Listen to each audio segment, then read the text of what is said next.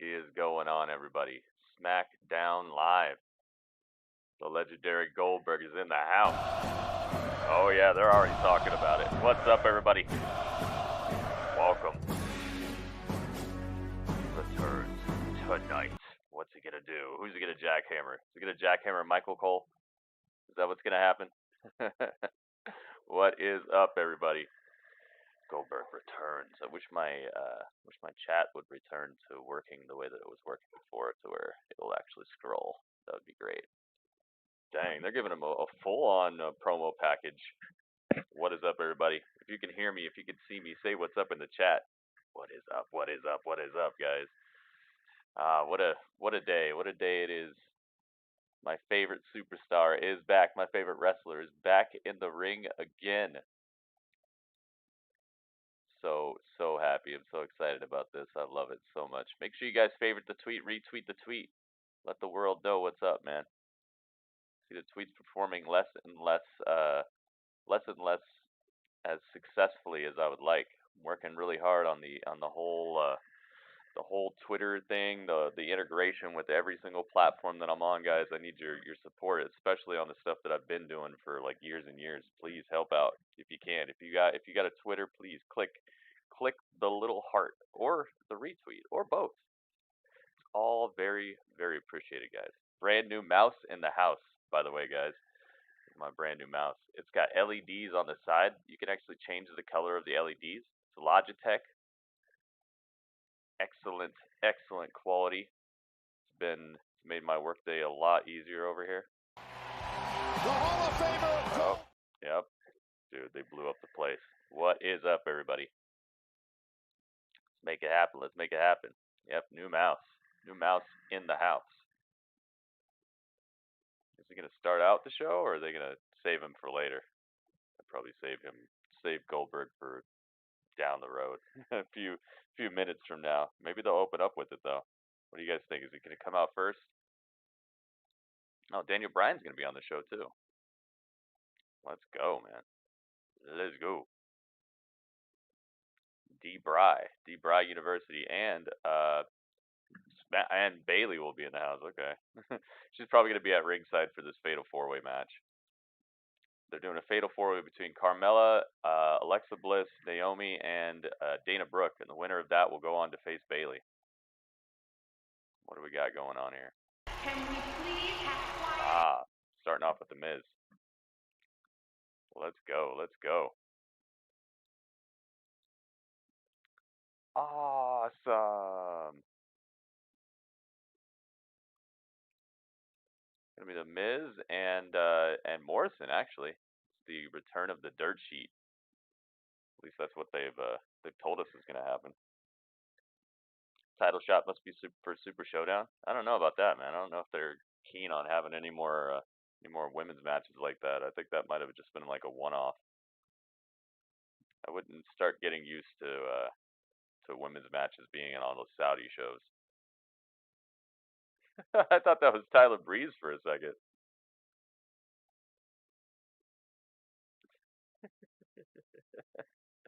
They love going into slow motion. What the heck is going on? All right, so Miz and Morrison are making their way down to the ring. It's the return of the dirt sheet, guys. It's the only dirt sheet I want to hear about. Miz. John Morrison. Where's he at? Where you at, John Morrison? Let's go. There we go.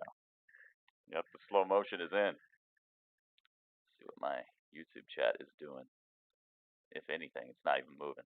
It's not even moving. Is it broken? It might be kind of busted. I might have to refresh. Oh, they're right into the promo. All right. I see you. Magnet, the Miz. Still going with Chick Magnet, huh? Well, I've got Chick 2 daughters Magnet, and a wife. It's never been more relevant. Welcome to the dirt sheet. In a world full of winners and losers, 2 men have risen above. I'm going to make sure to mute this intro. Thank you guys very much for joining me. I hope you are ready. In honor of the return of the dirt sheet, And in honor of the Academy Awards this Sunday, and in honor of our SmackDown Tag Team Championship match against the New Day at Super Showdown, we are kicking off the dirt sheet with an exclusive world premiere of our brand new blockbuster.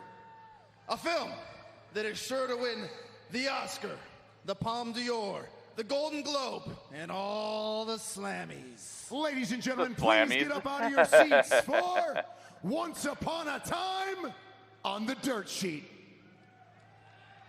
The Slammies. Yeah, it's gonna win the Slammies, I'm sure of it.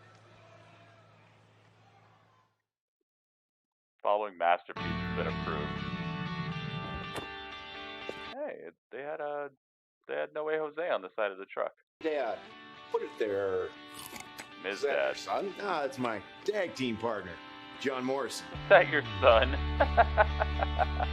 I just saw this 𝐒𝐭⁰ double feature. See that, Mike? That's how you're supposed to fight. Jumping, flipping, and that pose. Perfect. This is gonna be awesome, man.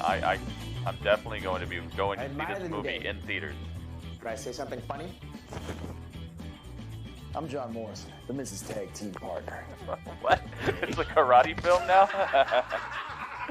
What in the world? This is funny. Be serious for a minute.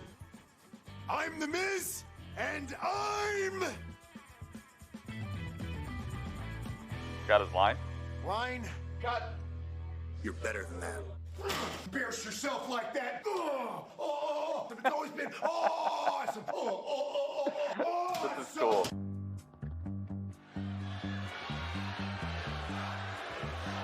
I'm giving you everything.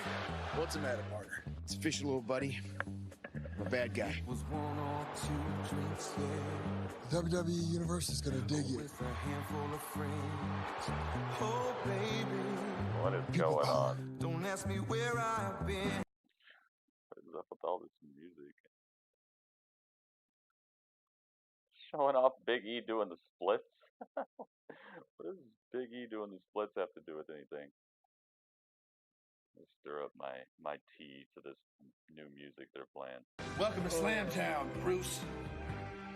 Hey, you're the Slammed Miz, somebody and you're into the awesome. concrete Don't you forget it. and broke it. What the heck? Once upon a time on the dirt sheet. Coming soon at Super Showdown. Yeah, we'll see. It's a possibility, I guess. That was fun, though. That was funny. Oscar worthy? Maybe. SmackDown Tag Team Championship worthy? Definitely. Hey, remember a few weeks back when everyone was booing us, and now we have a movie and suddenly everyone wants to hang out with the cool kids? Well, okay. Sorry to break your bubble, ladies and gentlemen, but that applause and acclaim would mean a lot more if it came from an educated group like the Academy. People don't hate the good, they hate the great. San Jose! Don't you dare Here we go. be sour! Clap for your world famous 7-time champs and feel the power! It's a new day, yes it is! Yes, it is. Yes, it is. It's a new day. Yes, it is. This team is treading so much water currently that they might as well be called, like, I don't know, Titanic survivors or something. Like, there's just nothing going on with the New Day at all. It's too bad, too, because out of all the times that they could have been doing anything of, like, note, this would be a really great time for it. So hopefully they can revitalize themselves. Oh, they got popcorn now. I mean, that trailer had it all. It had action. Yeah, it did have action. It had one of the greatest athletes to ever grace a WWE ring, just strutting his athletic prowess all over the screen. I'm talking about Mr. Miz. Yeah, you saw him out there with his stance, man. You saw him doing his thing. All that athleticism. What an athlete. And here's a little Easter egg, okay? Here's an Easter egg, what you may not know. I, Kofi Kingston, am Mr. Miz's favorite WWE superstar. That's right. Yep, that's true. Yes, yes, it's true, it's true. He likes me more than he likes his own son. That's a shoot. It had drama. Did you see the part where the rapper Nelly took out his credit card and said, what? No, dude, that wasn't in the trailer. What was you watching, bro? I was watching BET Uncut. I told you to stop watching BET Uncut. And last but not least, it had comedy. Say, And the fact that the two of you think that you're going to beat us at Super Showdown for our tag team titles, that's Richard Pryor level comedy. You got big jokes. That's so funny. Now everybody's laughing. Nope, they were kidding. They're not serious. They're not. You guys have no right to talk. We have dominated you two the past few weeks. As a matter of fact, nobody has a right to talk. We have dominated. We beat every single tag team that SmackDown has to offer to become the #1 contenders for your SmackDown WWE World Tag Team Championships. He did the little dance and everything. Wow. Casey, what's up? Welcome. Thank goodness. Maybe not everyone. Thank goodness. Do something to this. I would very much love if the Usos got involved at Super Showdown. Make it a triple threat tag team match. That would be much more interesting to me. Whoa! Whoa! Whoa! Whoa! Whoa! Hey, New Day. Did they say they just beat Who? Hey, the Miz and John Morrison never beat the Usos. Nope. It's Friday Night Lockdown, boy. Welcome to the Uso Penitentiary. Yeah.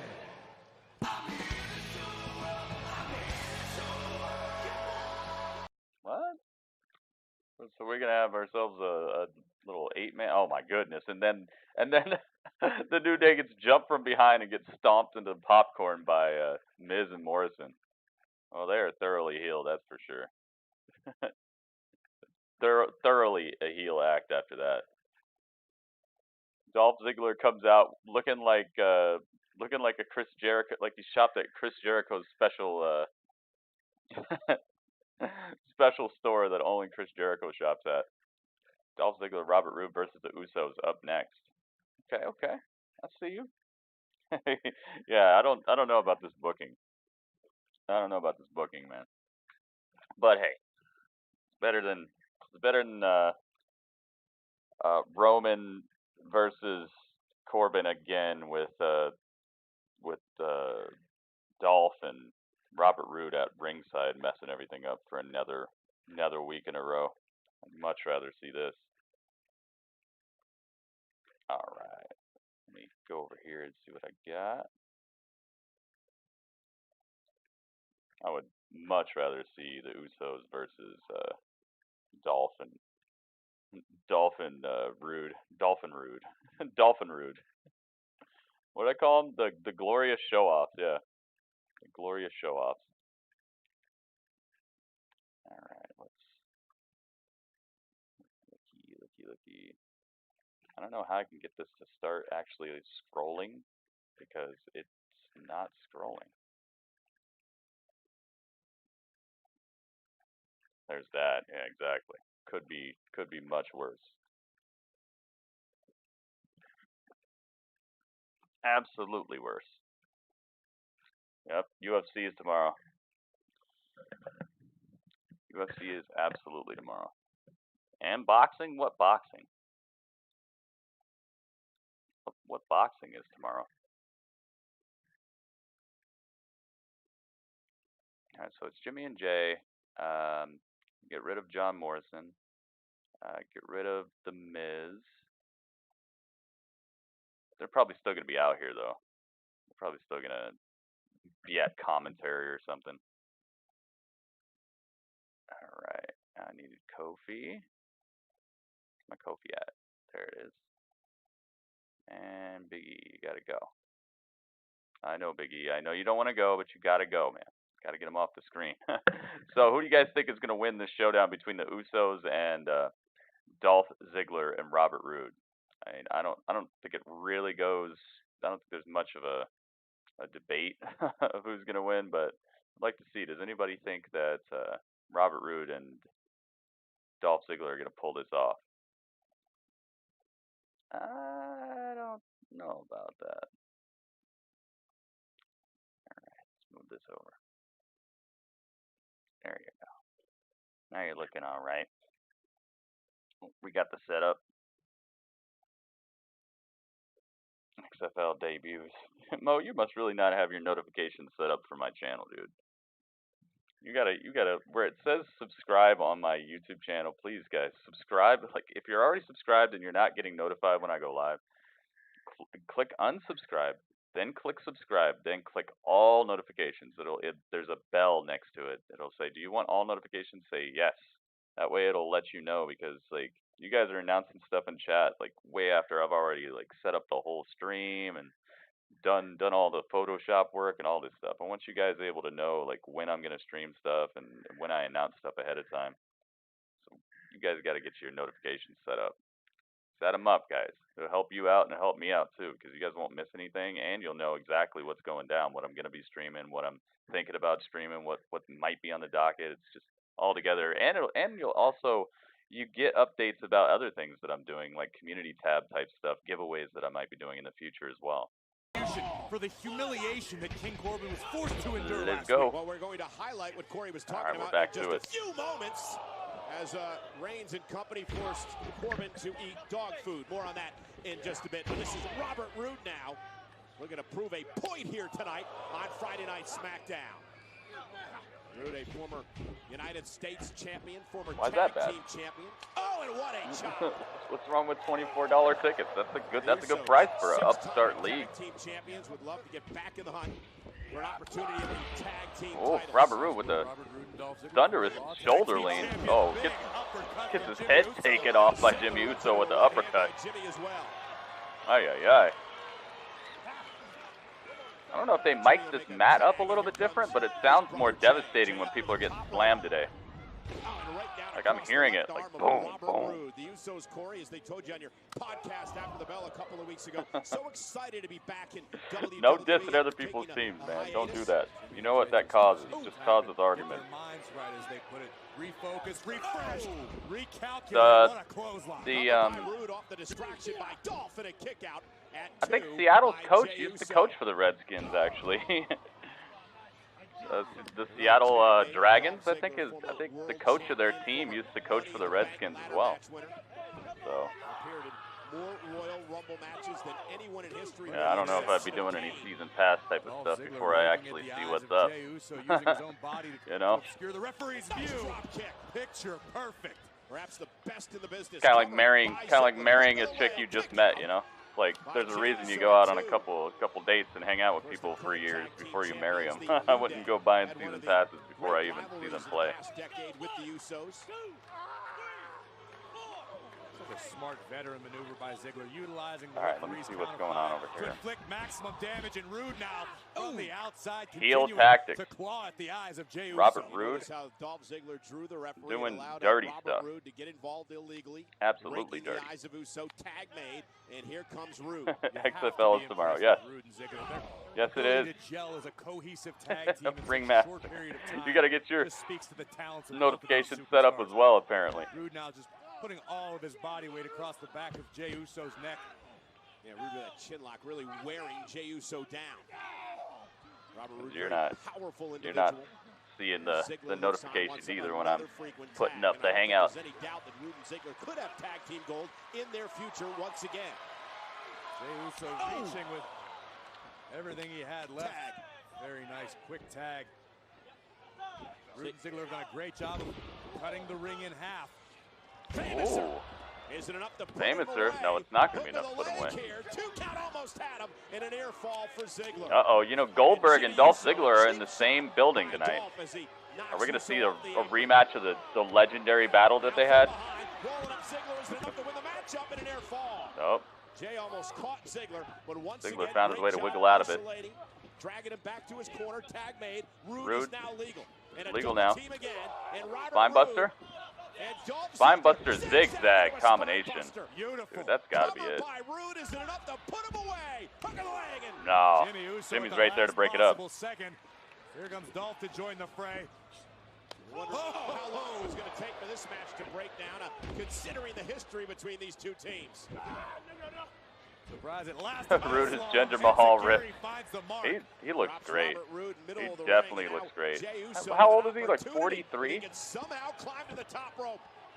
Jay would be well served to try to make a tag, but his brother Jimmy out of the equation at the moment. All right. Jay up top. Dolph Ziggler's right there.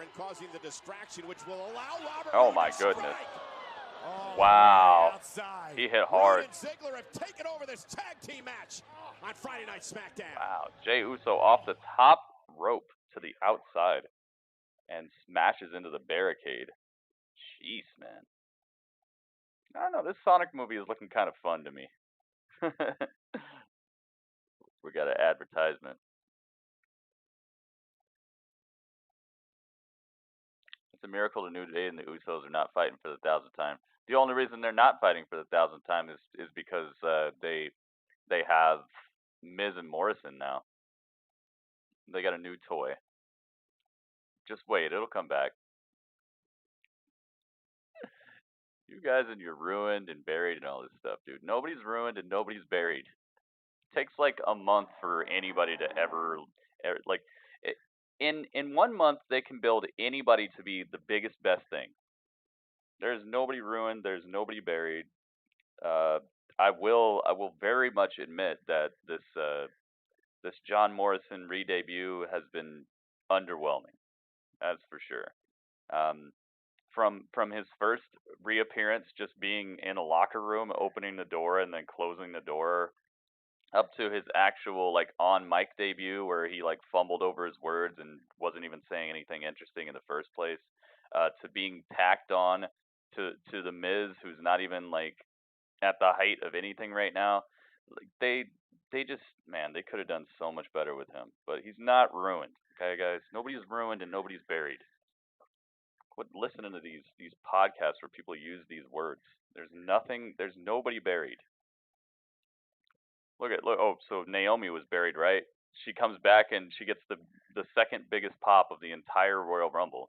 She was buried though, right? Like, nobody's buried. All it takes is 1 month of actual screen time and actual good writing, and it's done with. Look, the like second biggest thing on SmackDown right now is Otis and Mandy Rose's love affair, or their love possibilities. Think about that. Mandy Rose.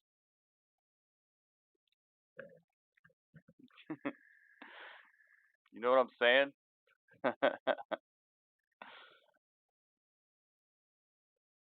Nah, we're not going to tell people to shut up, Nicholas.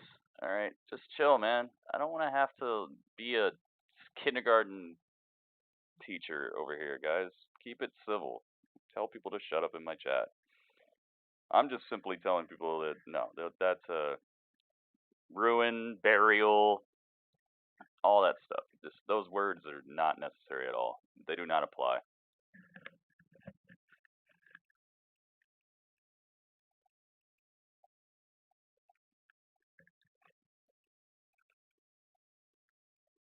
Uso. You have to understand, Cole. Robert All right. and Dolph Ziggler both were equally as humiliated by the Jake, oh no. last week of Roman Reigns and the Usos.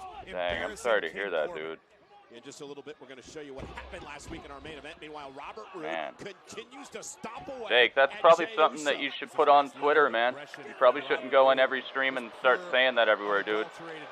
You're gonna bring everybody's mood down, man. Just put it out there for the people who are following you. Let the people who are following you come and give their condolences. You put that in like every single stream, you're just gonna bring a whole bunch of people down, man. And I know you need people right now, but put it out on Twitter and let people come to you. You don't need to be out advertising all that stuff everywhere, man. Put it on Twitter, let us come and say our condolences to you in our own ways. Put people on the spot. Another right hand by Jay. Can Jay get to the corner? Not a Roman fan. It's all good, man. There's some people who are Roman fans, there's some people who aren't. Easiest thing to do is just talk about the stuff you do care about. Talk about the stuff you do like. Too many people get so focused on negativity that they just can't escape it. Thank you for the host, Jake. Thank you very much. I'm very sorry to hear about that news, man. Rude and Ziggler know they're in control. Oh! Jay again fighting back, deliver the elbow to Dolph Ziggler now. Trying to make his way out of the corner and make his way to the other side of the ring. Rude dumped out of the ring. Jey Uso may have an opportunity here. Jey Uso? Jey Uso. His new name is Jey Uso. Drag himself across the ring. Can he make it to his brother Jimmy? Jey Uso, guys. There, Robert Roode again prevents Jey from making the tag. Went for the cheap shot, and Jimmy saying, "Stay away." Jey through the legs. Tag. Here's Jimmy Uso. And Jimmy with a kick caught. All right, Jimmy. Once again, they're utilizing a half an hour of my time for this. Neither of these teams even in the title picture at all. Uso starting to feel it, starting to roll. Samoan drop by Jimmy Uso. What happened to Gatorade? What do you mean? I'm having tea, man. It's like sub-zero temperatures here in Arizona in the morning times and stuff. I'm just trying to stay warm, man. Don't worry, Gatorade's coming back. Once it heats up here, I'll be drinking that all the time. For Jimmy Uso. Jimmy Uso. Weird. That was not a nice power slam. It was a very weird stalling power slam. Heck yeah, Goldberg, baby. The slightest hesitation by Jimmy Uso allowed Robert Roode to use Jimmy's own momentum against him to drive him into the mat with a power slam. And we could be looking at the beginning. I find that funny as well, Ringmaster. Almost like there's a hypocritical or unfair bias that people put on WWE. Oh, here we go. Suddenly, everyone can reverse the Glorious DDT, by the way. Glorious DDT gets reversed. Zigzag. That's one, that's two. No. Are you kidding me, dude? Look of disbelief on the face of Dolph They're Ziggler. literally using a half an hour of my time on Robert Roode, Dolph Ziggler, and the Usos. These guys are great, but it's just not time for this, man. And now tuning up the band. Jimmy Uso suffered a great deal of damage to this point. The lights could be about to go out. Ziggler hits this, it's all over. Look at the super kick, but he was met by oh my goodness. Another super kick. Tag made, Jey Uso legal. Jey Uso off the top like a haircut. What's he got for this? Halfway across the ring, splash. Nothing there. Ziggler got the knees up. Hooks the leg and on a kick out of two. This is still going on. Dolph Ziggler saying, what do I have to do to put They changed Buddy Murphy's name to just Murphy? No, I did not know that. No, I did not know that. If anyone can solve Jimmy and Jey, it would be Roode and Ziggler. I don't know why they keep doing that sort of thing. It's probably just to keep people talking. I think WWE plays you guys more than you know. Like people who really pay close attention to all that stuff, I think they just play you guys. I really don't think they actually are caring about any of that. I think they're just like, hey, how can we keep people talking? Oh, let's drop the Buddy. Let's bring the Buddy back. Let's drop the Luke. Let's bring the Luke back. Let's drop the Eric. Let's bring the Eric back.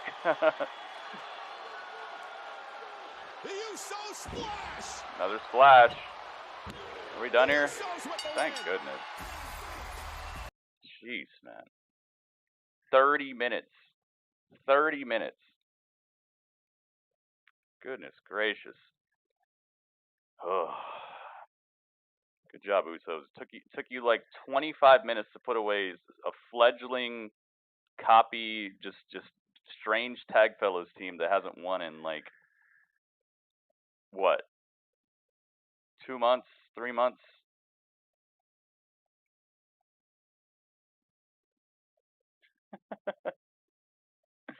My goodness, man. Why is he trending? Exactly. Why else would he be trending? No other reason. That's why I'm saying, like, they play you guys. They don't play me because I don't care. Like, I'll just I follow what's gonna happen on the show. I'm not gonna be like a social media hound and give them what they didn't work for. I'm gonna help them to advertise the stuff that's actually hyped to me, and besides that, no, they're not gonna get me, man. They get everybody else with this stuff though. Did you see Roman Reigns got a new puppy today? Like that type of stuff, man. It's like they're not earning any social media off of that. They're just taking it. They're making you look like a kind of like a drone or like a servant to their social media wishes. All they have to do is say, hey, did you hear that Roman got a new dog? And then all of a sudden, Roman Reigns is trending. Buddy Murphy drops the buddy. Now he's trending. Like, come on, guys. You don't see? You don't see what they're doing? Like, none of that matters. None of that has anything to do with the actual product. And they're not saving any money or anything with it.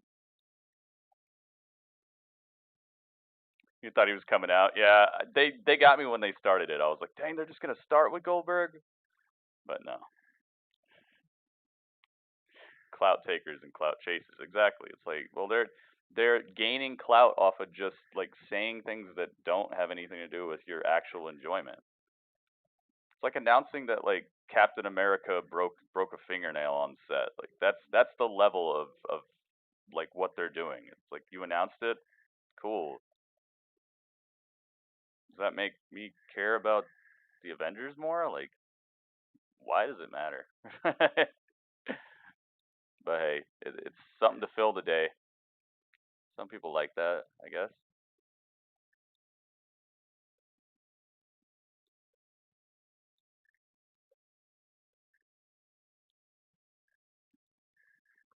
Domino Pizza copying Uber Eats. Hey, they got to do what they got to do. They got to stay relevant, you know? Kelly, am I on Twitch tonight? Yeah, I'm on Twitch right now. I'm streaming on all three, the period. Point blank period. It'll probably never be a time where I'm going to be on just one platform ever again. I don't want to put all my eggs in one basket again because that was horrible. Did not go the best. So yeah, I'm on everything. I'm on absolutely everything. I'm on Twitter. I'm on Twitch. Oh, I'm on Twitter too. I'm on Twitch, Mixer, and YouTube simultaneously as we speak. And I wish my stream, my chat app would catch up because it just keeps like it'll scroll down for a little bit and then it'll stop and then it'll say, oh, you have new messages below, and I have to like keep on clicking it. So if you guys wonder why I keep having to move over here and click, that's why. And they don't have a phone app for it either, so I can't just like put it on my phone like I can do with every other chat app. So there you go. The Usos won. They could have literally got this done within 5 minutes, and it wouldn't have made anybody look better or worse. Ay, man. Let's hope the rest of the show doesn't sink into that. Like, even Michael Cole was, like, overly robotic. He's like, Jay, legal. It's going to be Apollo. Yes. Yes, dude. Apollo versus Goldberg tonight. Give me that. Now, that would be 26 minutes I'd like to see. Although, well, I don't know. Okay, maybe not 26 minutes. Maybe like 6 minutes. Give him 6 minutes. Apollo Crews versus Goldberg. Who's next? I don't know, man. I don't know who's next. Maybe somebody in Saudi Arabia. Maybe at the Super Showdown. Or maybe it's just going to announce something that's coming up, you know, like a new TV show he's got coming out, or who knows. I don't know why it keeps doing that. Like it goes bling and then it stops in the middle. I don't know, man. It's definitely some weird Streamlab thing. Thank you for the host, though.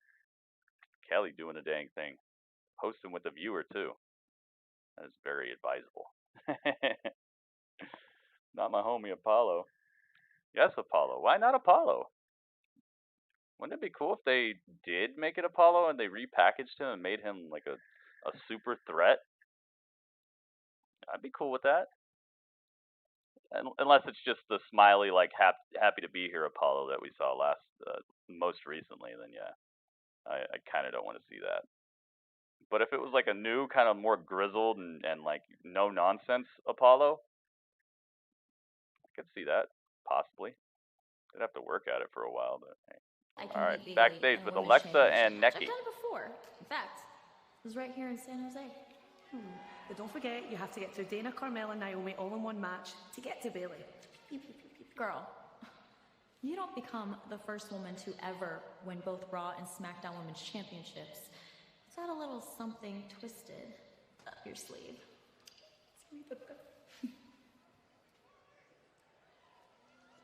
Well, the current SmackDown champion is... Are you ready? Oh my goodness. Spear battles. Who has the best spear? Goldberg by far, because Goldberg spears people like he doesn't care about them, and that's when a spear is the best. A spear is supposed to be just like you throwing yourself at somebody and trying to wreck them. I've seen some good spears from pretty much anybody that you guys are going to mention, though. I mean, even Edge,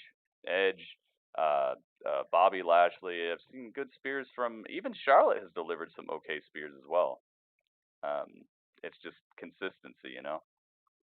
Roman a lot of times looked like he's just kind of laying on a guy. But Goldberg, he just like, and it's not even an act. I just don't think he really cares that much. Like I feel like he tries to protect the other guy a little bit, but I think that's what makes him the best spear, is because there's just utter disregard.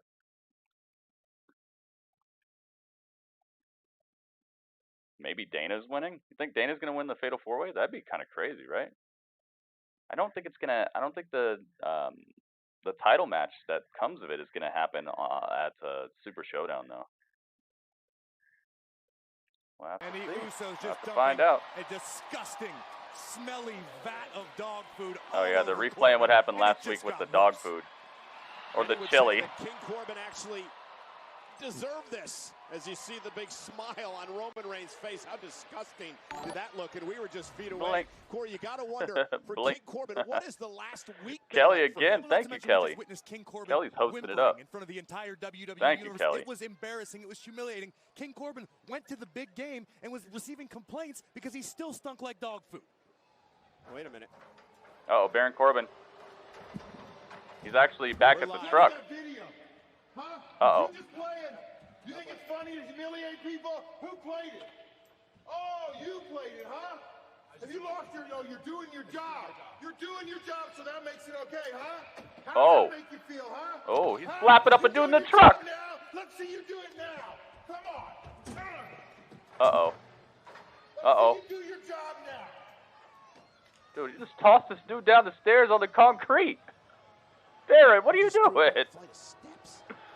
That's not a WWE Baron, what are you doing, man? He might have just super wrecked this guy. Oh, no. You're doing your job now, huh?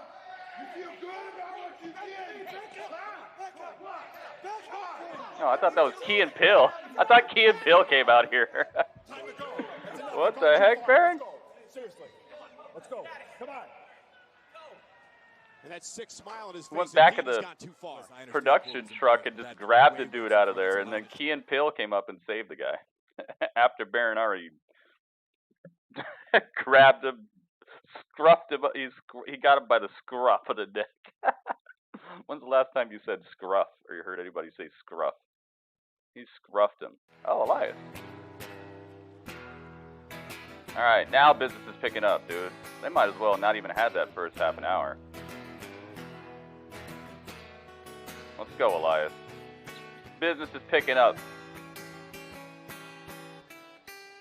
A production guy got over. Yeah, he did.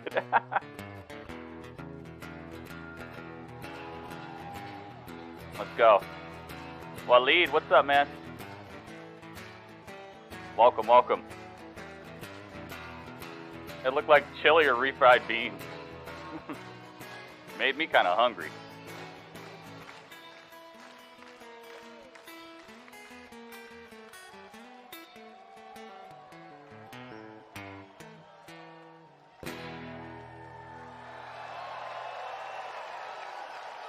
Get him, Elias. San Jose, thank you very much Now I have a fight with Cesaro, and I need to know who has my back. So I have one question for everybody here tonight. Who wants to walk with Elias?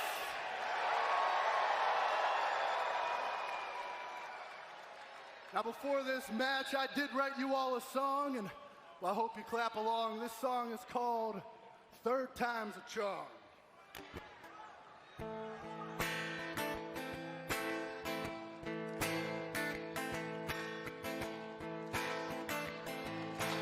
Go, go, Power Rangers. San Jose. Just when Elias. Oh boy.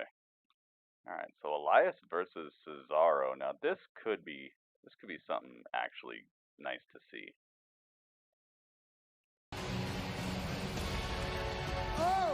Oh, hey. Sami Zayn is with him.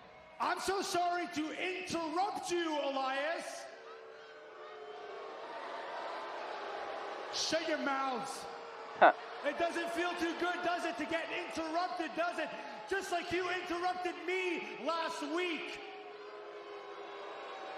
Come the booze.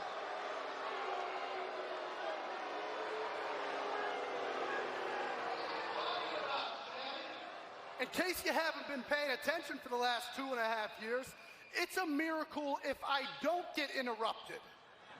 That's true. You know what? It doesn't matter when you get interrupted, but it sure as hell matters when you interrupt me. Okay. Because you didn't just interrupt me, you tried to make a fool of me when we were dealing with a crisis. When Shinsuke Nakamura had just been robbed of the Intercontinental Championship. You thought it was funny to interrupt me and try to make a fool of me, and you people all laughed, huh? Tony Rangers, yes. Pretty funny, huh? Ha ha ha. Well, guess what, Elias? Now you are going to pay. Yeah, you are going to pay at the hands of Cesaro. And I just want you to know that everything that happens to you now, you brought it on yourself. It'll be Cesaro versus Elias, one-on-one, next on Friday night. Oh, that was pretty cool. That was pretty cool how they faded the song back in like that. I like the production there. And they're going to commercial. All right, let's see. Sounds like Bad to the Bone. It did kind of sound like that, too. Do I like this new attitude of Corbin? What do you mean, new attitude? What has changed? Him just snapping on a guy?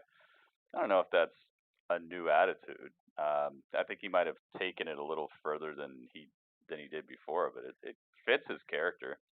I do like what he's doing, though. I must say, he doesn't always have to fight Roman for him to get booed. Like, he could do other stuff, and I'm glad that it seems like they possibly are branching him away from Roman finally, and we might get something new for both of them. Because, man, it has been a dredge. It has been an ongoing just saga with those two. I hope it's over, man. I hope that the dog food was the... How many times am I going to say this in my life? I hope the dog food was the end of that whole debacle. I don't know, man. How many times will you ever get to hear that and it actually makes sense? I hope the dog food is the end of that whole debacle. That statement is more funny than the ending of that feud was. I thought it should have ended with the spear on top of the dugout at Royal Rumble. That was awesome, but apparently they wanted some dog food too. But let's hope that it's done now. You know, it's like I didn't get anything classic out of that besides that Falls Count Anywhere match. I can't recite anything that happened. I remember Roman Reigns got jumped. I remember he put the... This is how long that feud was. Remember when he dumped the table over on Robert Roode? Robert Roode had time to be injured, come back from injury, and still the feud wasn't over. The feud went on forever. Hopefully it's just done now. It was a little long for me, especially because it didn't seem to have much in the way of like revelations about the characters involved, or any of them really like gaining anything out of it, or attacking each other in a meaningful way, going to each other's, autograph signing, or go to somebody's house, or jump them in the parking lot, or meet them at a restaurant. It's like they didn't even invest anything in it. It was just like, oh, these two are fighting again. Oh, they're still fighting. Oh, they're fighting again. Oh, here's Robert Roode. They're fighting again. So it just became such a bore. It became such a bore to watch. So I'm just really hoping that Roman is on to something else, and I'm hoping Corbin is too. All right, back to it. Meanwhile, Corey having problems with his microphone out here. Have you ever watched the Daytona 500? Headlock on Elias. What happened is that Elias and Cesaro have been going back and forth as have you ever watched it, Mo? In the situation with Shinsuke Nakamura and the Intercontinental Champion. Some people would think wrestling is boring. Sami Zayn, when they come in here, I'm sure you don't like it when they say that, but you probably shouldn't say that either. Cesaro, nice backdrop by Elias. Elias, an individual that many people believe will be a future champion. Nice backbreaker, knee to the spine. What an incredible backbreaker by Elias. At 2. And Sami Zayn. Dang, dude, he lifted him all the way up and slammed him on the knee. That move is scary on both ends for me. Like the guy delivering it and the guy taking it. With the guy delivering it, you got to have your foot firmly planted, because if you're anywhere to the side, that's the guy's whole weight on your knee. It can go sideways either way. Silence me like the great liberator Sami Zayn. I'm out here speaking the truth of all the great deeds that Sami's done. The great liberator Sami Zayn, yes. For his own well-being. And Cesaro with a big boot drop. The South figure in the North, really? We're taking it back to like the Civil War days. Sami Zayn. Corey has coined the great liberator. That's not the best thing. You guys, man. If you don't even know about it, you probably just shouldn't talk about it. You're just gonna insult somebody and make them upset. Just talk about what you do like. Talk about wrestling. Sent him down to the ring to quiet Elias during one of Elias's songs. And Elias dropped off the barricade. In Cesaro's defense, that wasn't a designated competition. Cesaro was coming to my ringside cold to talk tea. reasonably. Cover by Cesaro, kick out by Elias. And Elias attacked Cesaro before he even got in the ring. That's hardly getting the upper hand, Cole. I think he was running to the ring and was looking for a fight, Corey. But nonetheless, Cesaro now in control of Elias with a chin lock. Very powerful Cesaro. Do you know where Indianapolis is, Mo? Listen, Sami Zayn, you ever heard of the Indy 500? Do you know where they do that? It's like one of the most northerly cities in the entire United States. Sami is spouting wisdom. You just have to take it upon yourself to be open to accepting the truth. Like I said, man, you guys just talk about wrestling. All right, backdrop. And Cesaro looks to put Elias away, drops the elbow. Here's the cover. And a near fall again for Cesaro. Sami's proven invaluable. Look at this strength. Look at the strength, man. Oh my goodness. Cesaro. This gut wrench suplex puts him down center of the ring. So Elias wearing leggings under his jeans. Sami Zayn likes what he sees. You brought this on yourself. You brought this on yourself. Just remember that. Especially when it's in the Elias looks like he's wearing some leggings under his jeans. Uh-oh, look at, and a cheap shot. Oh, Sami Zayn with a leaping and the referee punch. was dealing with Cesaro and never saw it. And you know the best part about Sami Zayn is no one has ever laid a finger on Sami since he's adapted to this new role. That's true. Sami Zayn has been untouchable. Advisor? I don't even know the word I'm looking for. Advisory position. Thank you. Advisory I'm position. so excited watching Sami jump up and down, I lost my train of thought. It's because Sami Zayn is always running away when things start to get physical. And Cesaro again wearing down Elias. Is there a reason that Sami Zayn picked Cesaro and Shinsuke Nakamura to be his quote-unquote artists? Yeah. Some elbows. Elias lifts the foot. I mean, how would you not Put off the align yourself with someone as put off talented as the Cesaro or knock him the over? rope straight into a back suplex. Elias creating a little bit of space. It was looking very lights out for Elias there for a second. The sleeper was in. Somehow fight back into it. Elias might be best served to just stay down because here You wish, 𝐒𝐿𝐴. We all wish. Actually, I don't wish. I want if Sting comes back at all, I want him to wrestle the Undertaker. That's the whole reason he even came back in the first place, or not came back, but came to WWE. He wants to wrestle the Undertaker. Cesaro's still in this one. With Cesaro stunned, Elias out to the apron. Uh-oh, Elias ascending to the top, looking for that macho elbow. Ooh, yeah. Oh, no. Better move by Cesaro. Cesaro Hits the ropes, forces Elias to lose his shakes the balance. ropes up, and Elias racks himself on the top turnbuckle. And now Cesaro looking for a superplex in the corner. Can he deliver the superplex here? Elias blocking. Elias with short jab to Blink. the abdomen of Oh, Cesaro. no. Elias once again No. goes to the top rope. Elias ejecting Cesaro. Cesaro leaping 𝐒𝐿𝐴 uppercut in the corner. Cracking Elias. My goodness. Cameron, thank you for the host. There it goes. Wow. Incredible cover by Cesaro. Isn't it up in a kick? Extra strength superplex from Cesaro. Lifts him from the apron all the way up. Wow. It's absolutely amazing. My goodness. Superhuman power, pound for pound, the strongest. What's that last match like Batista did exactly, dude? We see Sting in the ring ever again. I hope it's just him versus Undertaker and call it a career, dude. Into the jackknife cover, kick out of two again by Cesaro. Roll up by Elias. Shoulders down now. He's got the Uh-oh, legs. inside Kick out cradle, again. nothing. Nothing there. It's a 2 count out of it. Leaping knee. No, pop up. European uppercut. Elias still finds a way to kick out. I'm glad we're actually seeing Elias in action here. Impressive uppercut. Let's take another look. First, the power of Cesaro, then the accuracy. Uppercut right under Elias. Sami Zayn is back to wrestle now. No, I was talking about Sting. Would've put most men Not down Sami for Zayn. longer. All right. Oh, another uppercut. Here comes the uppercut barrage by Cesaro. Goodness gracious. Cesaro lighten up Elias, and now Elias just crumpled in the corner. An extremely competitive matchup. Backhand chop. Knife edge. Another one. Elias. Oh. Cesaro answering with a Goodness gracious, Cesaro. Dropping Cesaro Elias to a knee. tiring himself out. He's hitting this guy so hard. Irish with the host as well. Thank you very much, Cameron, for the host, and thank you very much, Irish, with the host. What is up? What is up?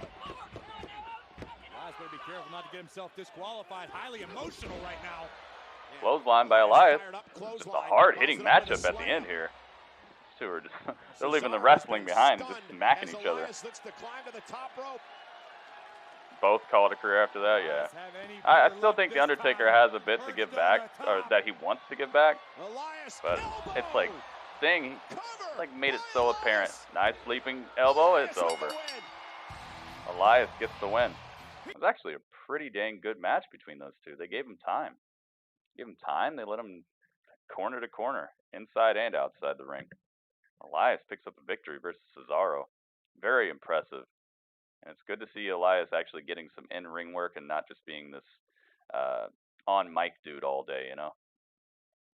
That was a good piece of work by both of these guys. And I'm really glad, even with Sami Zayn getting involved, Elias was able to pull off the victory, so he doesn't lose that savvy or that what's it called, resiliency. Whenever somebody gets hit one time by somebody on the outside, and that's the thing that like wins the match, well, then I'm kind of like, well, you would have lost anyway then, because that guy on the outside most likely isn't even dressed for competition, wasn't there for competition, and on top of that, if it only took one hit, and that's not even the person's finisher, like they didn't hit you with the stunner or a Superman punch or a spear. Oh, here's Goldberg backstage right now.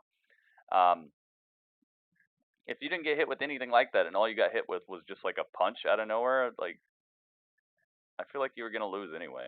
So it's good that Elias was still able to shrug off the outside attack by Sami Zayn. He still got clocked, but he was he was able to pull off the victory.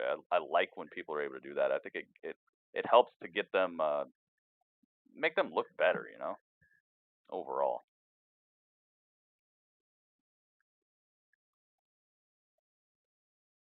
Pass the torch, exactly.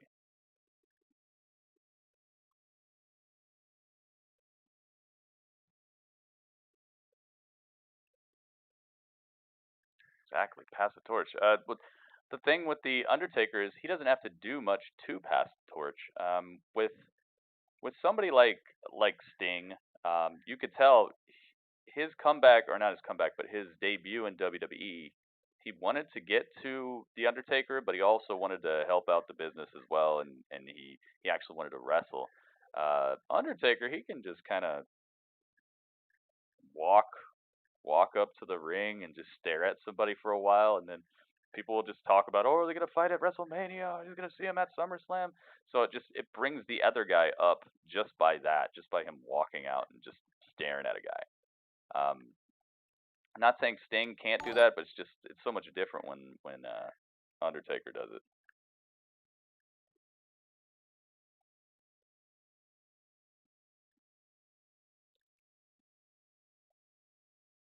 Irish again? How'd you do that? Oh, it's on 2 different places. Thank you, dude. Thank you, Irish. I was like, what? It did it again? Thank you very much, Irish, for the host. And thank you, everybody on YouTube. Thank you for the thumbs up, man. Looks like almost everybody in here gave a thumbs up. If you have not already given a thumbs up on the YouTube, guys, take a second, do that, or give a thumbs up to the not a thumbs up, but a heart to the tweet, guys. The tweets are falling so far off that it's looking very disheartening on Twitter, man. Please make sure, guys, when my tweets pop up, please. I try not to flood you guys with a whole bunch of nonsense. I try to only make it pertinent to what I'm doing or when I'm streaming, or if you guys can vote on stuff. I try not to spam you guys with a whole bunch of weird selfies and stuff, but I can do that if that's going to get me more interaction with you guys. I'll start just showing you guys random pictures of me with my hair uncombed. I'll do whatever I can, guys. Whatever you need. What's it gonna take, guys? How can I get 10 favorites on every single tweet? Because that's what I want. That's my goal. How do I get you guys to do that?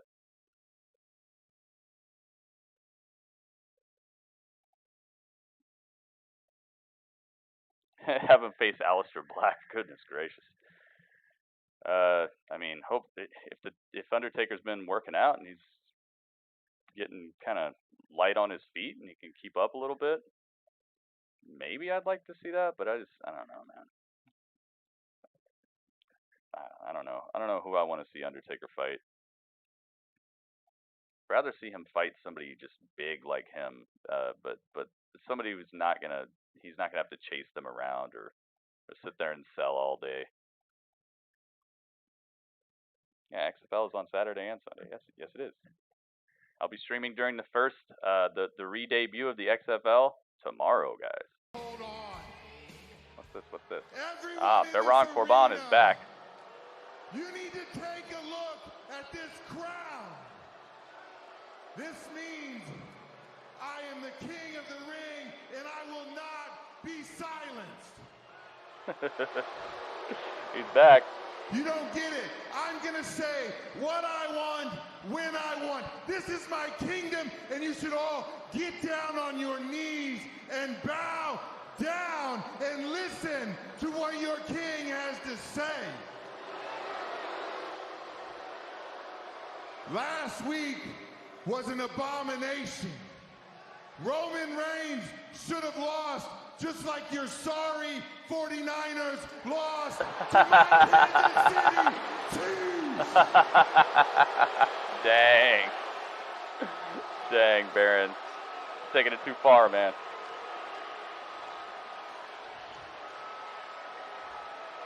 Roman Reigns should have been the one covered in dog food. But instead, he realizes he can't do anything without his little lap dogs. The Usos continue to bail him out. When are they going to realize they're carrying dead weight?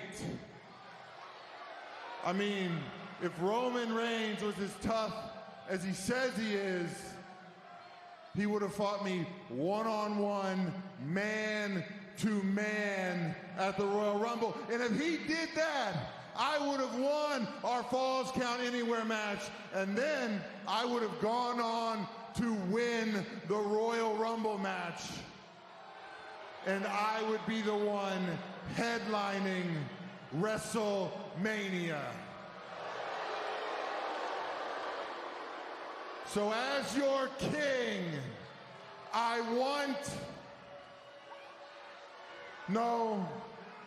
deserve. Oh no. What do you deserve? With Roman Reigns. With Roman Reigns? No. No, not Roman. Don't say that. Don't say that. King here on SmackDown. So don't say Roman. Don't say Roman. Is going no further until I get Roman Reigns right here in the middle of this ring.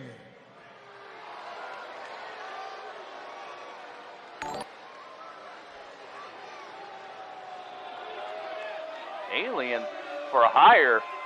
That sounds like a good service. Aliens for hire. What is up? Thank you for the follow. Run your mouth. Oh, that's funny being humiliated with dog food, isn't it? It's a good time. You enjoy that, don't you? Aliens for hire. That's a cool name. You see me get humiliated, huh? Everybody, give it up for this guy. He really enjoys it.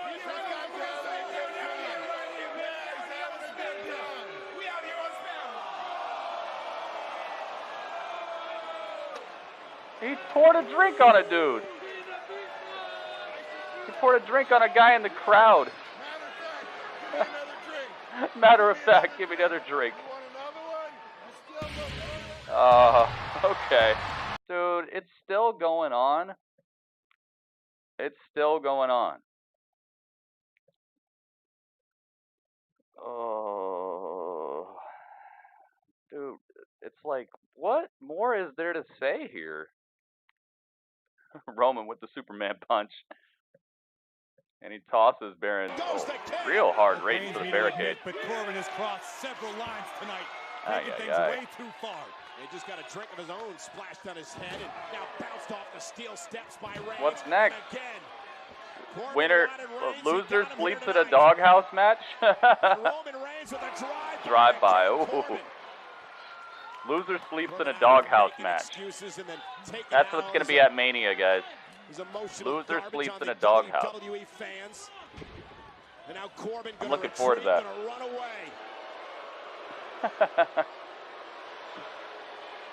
King Corbin hightailing it out of the arena here. Baron Corbin leaving.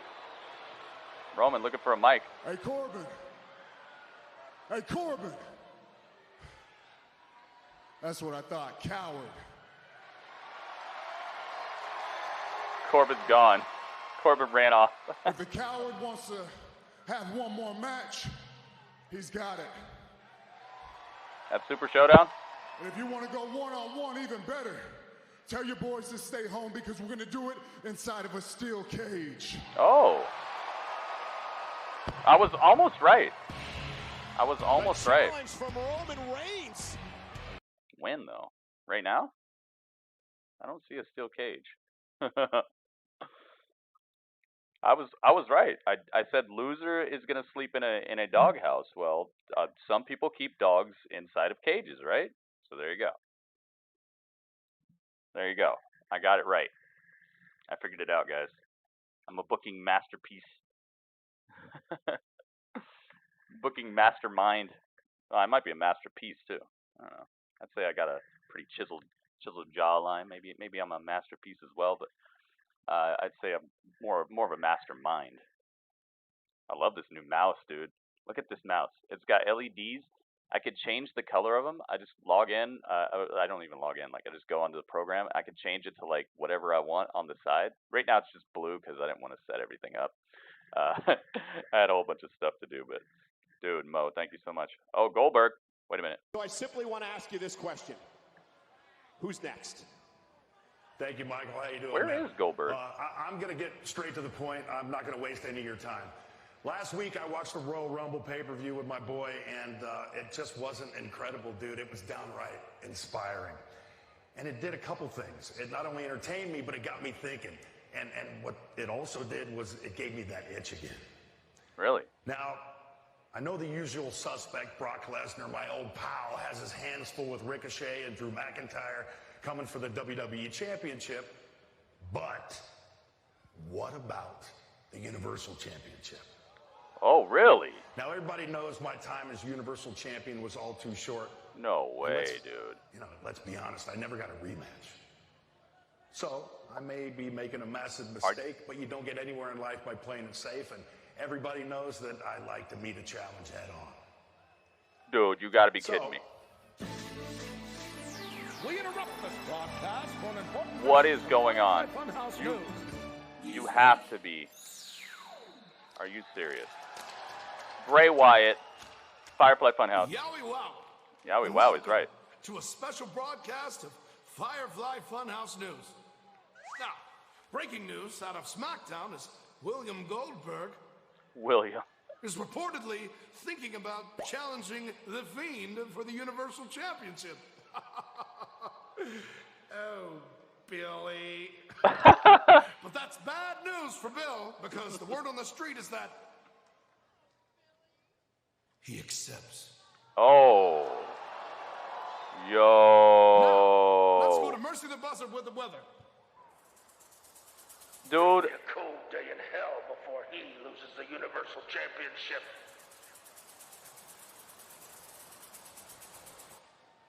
Thanks, Mercy. Now, we understand that Mr. Goldberg is standing by. Bill? Are you kidding me right now? Dude, you have got to be kidding me. Mr. Goldberg. Dude, I ain't falling for your tricks and save your energy. Intimidation ain't gonna work on me. Well, then take my advice. The only thing I'm taking from you is the Universal Championship. Oh. So here's your breaking news. The Fiend, Bray Wyatt, you're next. Oh my God! Yes! Dude, it's over. What have I done? Well, that wasn't very nice. Let me in. Bye. Bye. See you, Bye, Bill. Bray. Bye, Bill. See you around, Bill. Bye. Dude. I wanna like run a lap around my house right now, but I'm gonna stay on camera. I am like I can't even talk. What have I done to deserve this? I've got to see Goldberg smash Brock Lesnar in like no seconds at all. I got to see him be the Universal Champion, and now he's getting to fight the Fiend. Yo, this is a wrap right here. It's a wrap. I'm glad I sat through the beginning of this SmackDown. Oh my goodness, dude. This is just crazy. The Fiend, man, he beat the living hell out of you. I mean, bad. He whipped you and whipped you and whipped you, and I'm sorry, I would never Heath in my Slater's life let a man backstage, whip by me the like way. that. But my goodness, man, and then you're sitting there like helpless and everything, and then you're tied up with the Fiend. You're tied up with this man. I mean, why would you even want to be tied up with him? He's crazy. You don't even know what he's going through, going in that head of his. And then, I mean, being honest, I mean, choosing that type of match, kind of stupid. But then again, you know, I understand what you're doing and all, but it's like, goodness, man, are you okay? You know what I mean, right? I know what you mean. I know what you mean, Heath. What do you think about this idea? You, me, in the ring, right now. Oh.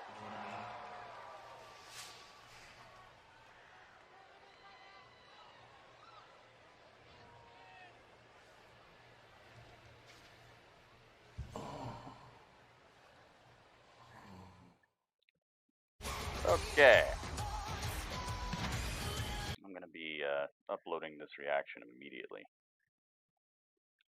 Heat's in trouble. Yeah, Heat's about to get. Heat does look jacked. He looks more beefy for sure. All right. Let's just do this. Do this.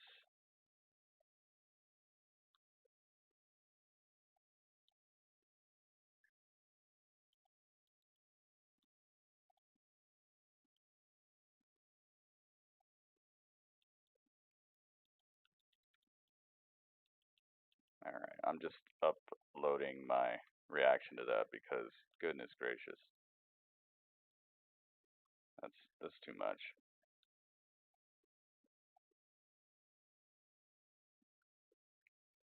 I guess that's all I have to do, right?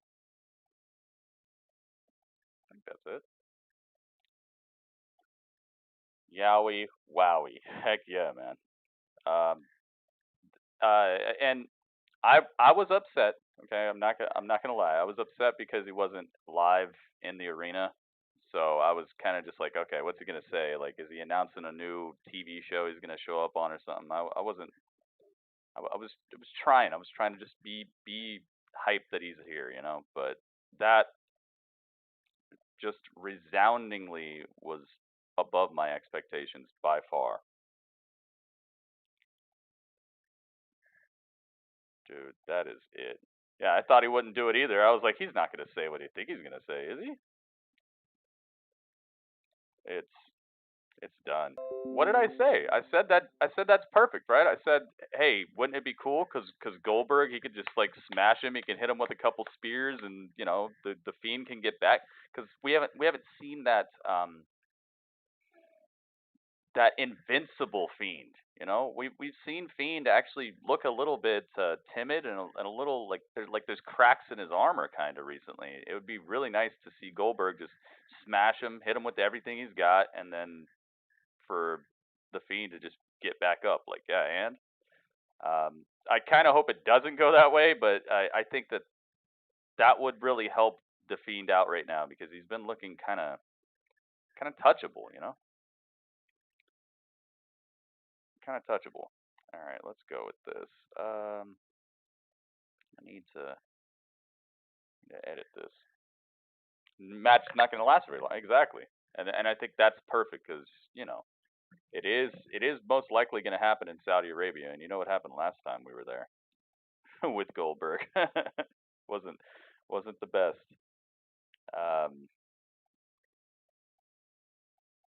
My goodness, dude, this is just too hype.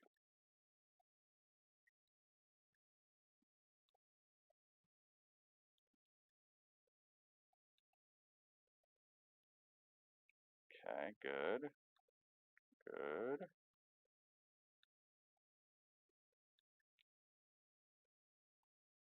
Save. Dude, the match is not going to last very long. I see that comment and I'm like, yeah. Yeah, I don't think Goldberg's winning this. But hey, it's about the ride, right? Man. Alright, so we got that. I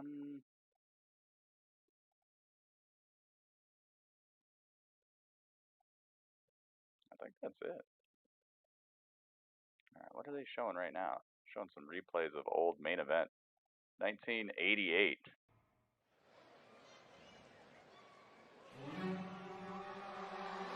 Kill the rabbit. Alright, so we're back. Back to Smack. Daniel Bryan versus Slater.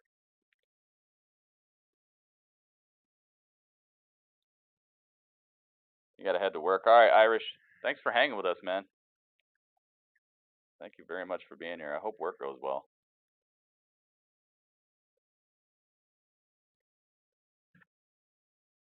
Oh, I gotta do the tags and everything.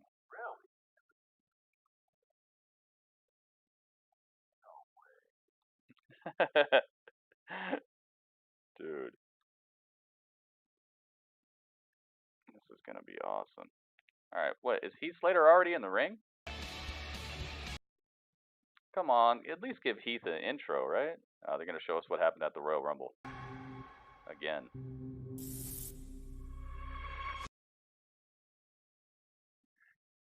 I'll give them this. Whoever they have cutting these, like, previously on SmackDown, previously on the Rumble, they do such an excellent job, but man, it's just kind of like, dude, I know, right? Like, shouldn't you understand who's watching this stuff?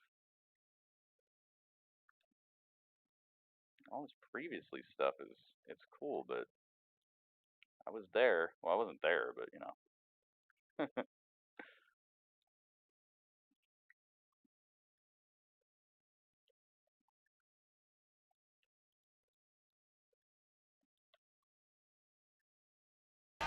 Actually do this. Bryan with a running knee. He's gonna do it. Hooks the leg. Fiend kicks out at 2.5. The Fiend back to his feet. The Fiend didn't budge as he was getting lashed by Bryan.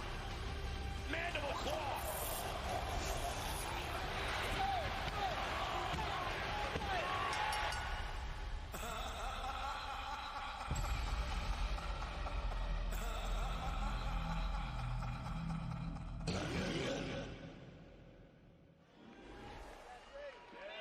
So what sort of state of mind is Daniel Bryan in here tonight? Running knee to Slater, drives him right into the corner. It's obviously Daniel Bryan's very on edge, as we just witnessed in the locker room. I will definitely agree with you. Heath Slater looks beefy, man. He looks like he's been bulking up. Daniel Bryan on a different wavelength here tonight. Does that answer your question, Cole? Daniel Bryan all the way up top, continuing the assault on Slater. Missile drop kick. Bryan. In a kip up, Daniel Bryan focused and fired up here tonight on Friday Night SmackDown. Heath Slater, he had no idea what he was running into here tonight. And now that works out. Kicks from Daniel Bryan. Unfortunately for Heath, he's one of those kind of guys that should have insurance for his mouth. Yeah. Oh! Another one of those moments where he just no, Goldberg did not come to SmackDown. But I think he made up for him not being there. Daniel Bryan some encouraging words. Didn't work out that way. There's certainly no malintent from Daniel Bryan is Slater. Looking heelish. The same can't be said for Daniel Bryan. Look at the intensity in Daniel's eyes. I'm sorry, Heath, but it's over. Led by the yes movement, Daniel Bryan with a running knee. Down goes Slater. And Daniel Bryan says he's not done wait a yet. minute. Not quite yet. He's not going for the pin? What is this? Oh no, it's gonna stomp his head. Changes people. Daniel Bryan just. What is he doing? No, Daniel, don't do this. You just got back. Bryan just stomping away. All the people yelling yes are not yelling yes anymore. Wow, and he just wrecked Heath Slater. I don't even think Heath Slater submitted it so much as he's not conscious anymore. The crowd is just like, what? What is this about? Daniel Bryan just went off, smashing Heath Slater into the mat, repeatedly stomping his head and hitting him with the running knee, and then putting the label lock on him until he was just out. The ref had to ring the bell because Heath couldn't even tap. And he's still doing the yes. Goodbye, Heath. See you next year. What was that about? No, Daniel, he's got kids. The Fiend changes people, exactly. If that's what they're trying to say here, and they're trying to really get that point across, I would absolutely love that. But man, are they going to try to make him like the heelish people's champion? All right, they say our new Intercontinental Champion is going to be out here. Up next after the commercial break, Braun Strowman. He has kids. His kids might have to visit him at the local medical facility for a couple times. Medical facility. Oh, here we go. Let's check this out. What are we doing over here? Hey, he's gonna be smashing people. That is for sure. Let me restart this. Well, that is for sure. Okay, there we go. Yeah, he's gonna be taking people out. Goodness gracious, man! I did not expect to see that. Like I from the way he was acting backstage, I was like, okay, I kind of see him maybe turning up the heat a little bit or being a little bit more vicious about it. But jeez, I did not expect it to turn out that vicious. Super vicious. I'm not talking about super vicious. I'm talking about that super vicious that makes you superstitious. You know, you ever seen that type of vicious that makes you superstitious? Like you're looking over your shoulder, like what's going on? Is he there? I think that's what he's up to. So super vicious that he's making you superstitious. Watching your own back, looking for Daniel Bryan.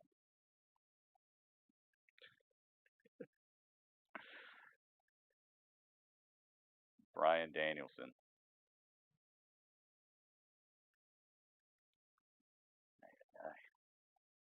All right, I'm gonna get some tea boiling. I'll be right back, guys.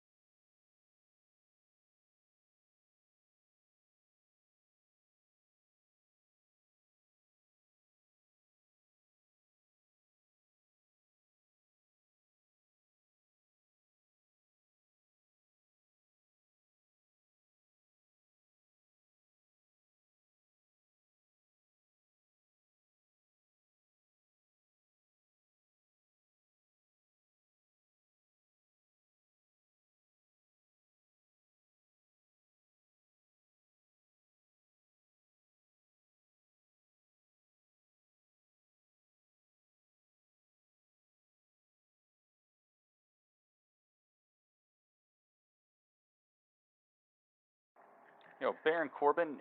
No, not Baron Corbin. Braun Strowman. I'm sorry. I'm just so used to. Oh, I'm so used to picking up this mouse. I gotta get this mouse out of the way. I was like, no, don't tell me this mouse ain't working. Oh, no, it's not the right mouse. Braun Strowman is getting jumped by everybody right now, including the Revival. For some reason. Ambush from behind by the Revival to the new Intercontinental Champion. Not sure why they're here, but they're here. Strowman now finds himself with a massive target. Braun Strowman is getting jumped. Oh, wait, turns the tables on 𝐒𝐿𝐲. Strowman back to his feet.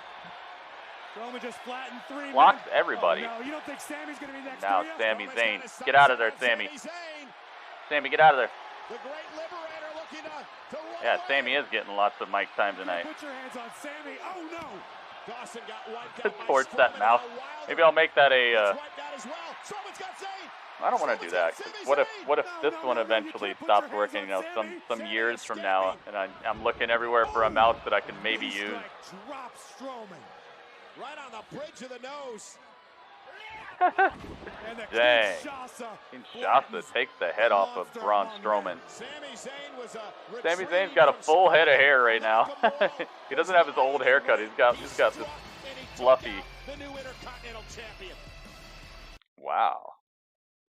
What the heck is going on? Why? So the Revival is with Sami Zayn too. Sami Zayn is creating some sort of faction or something, which is fine with me. I'm very fine with there being another faction. The Revival, Sami Zayn, 𝐒𝐿𝐲 Nakamura, and Cesaro. Otis prepares for the Valentine's Day date. I hope he wears a shirt. For the big night, we're going to take a sneak peek. Coming up next. Can we show that on TV? What in the wide world? All right, so Otis is coming up next. What the heck? The date is coming up next week, but this is going to show him preparing for the date. I don't know what he's got to do. Oh, hey, and Ringmaster already left a comment on the YouTube video. Thank you very much, Ringmaster. What's up with my level up? I haven't leveled up in a while. Maybe I have to actually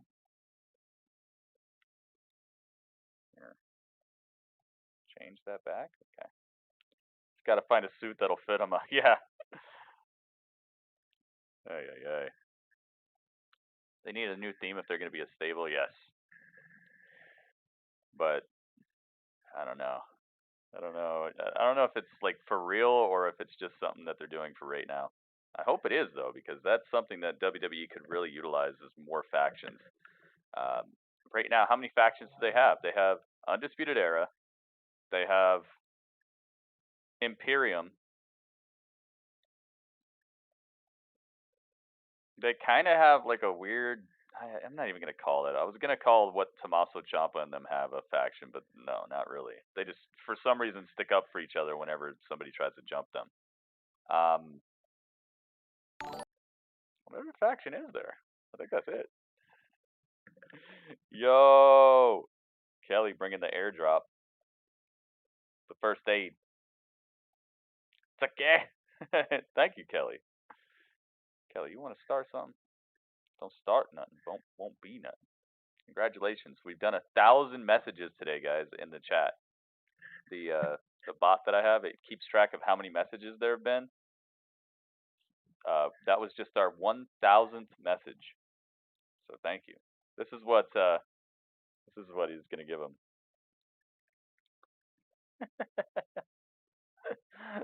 Why would it be Monday night? The future AEW stars. AEW doesn't have enough bankroll for that, man. Not anymore. Not anymore, man. They already gave out all their big contracts. They have to get rid of some people.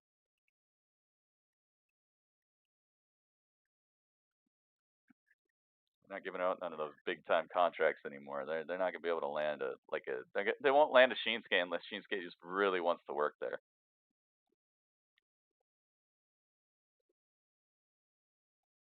maybe Cesaro. Even I don't know. Cesaro's probably making good money where he's at too. Don't think it's happening. And the Revival, man, jeez, I don't even know what's up with them anymore. I feel like they're just a meme. Like they make themselves a meme. I feel like they don't even know what they want. We'll see though. I feel like they just play the public. New Day is a faction? Yeah, okay. Yeah, you can. I guess you can call New Day a faction, kind of. Gosh, man, I kind of like when factions have more than 3 people, but yeah, I'll give you that. So New Day as well, yeah. See, it's just there's an utter lack of factions, and kind of I guess you'd have to call Roman and the Usos then, right? So I guess you could kind of call that a faction. Oh, and what about Baron Corbin? Baron Corbin and his little cronies. Baron Corbin and Dolph Ziggler and Robert Roode. I'd call that a faction. So I guess there's like 4 of them. Daniel Cormier is here. Oh, that's cool. DC. Well, we have got. Are you ready for a good time? Oh yeah, an AOP. Exactly. There you go. Yeah, I'm just drawing a blank. Heck yeah. I'd like to see Cormier in the WWE, man. That could be cool. All right, here we go. He's got a Mandy Rose calendar. Yes. Yes. Okay, I have a date with Mandy Rose on Valentine's Day. I gotta impress her. We got this, Otis. We got this. Let's go get you ready, huh? Oh my goodness, what is this? He's jumping rope. Dude, this is something I would make. I would make this. Oh yes. Oh yes. He's lifting weights, he's lifting beer kegs. What kind of date do you think it's gonna be? He's doing sit-ups to eat pizza.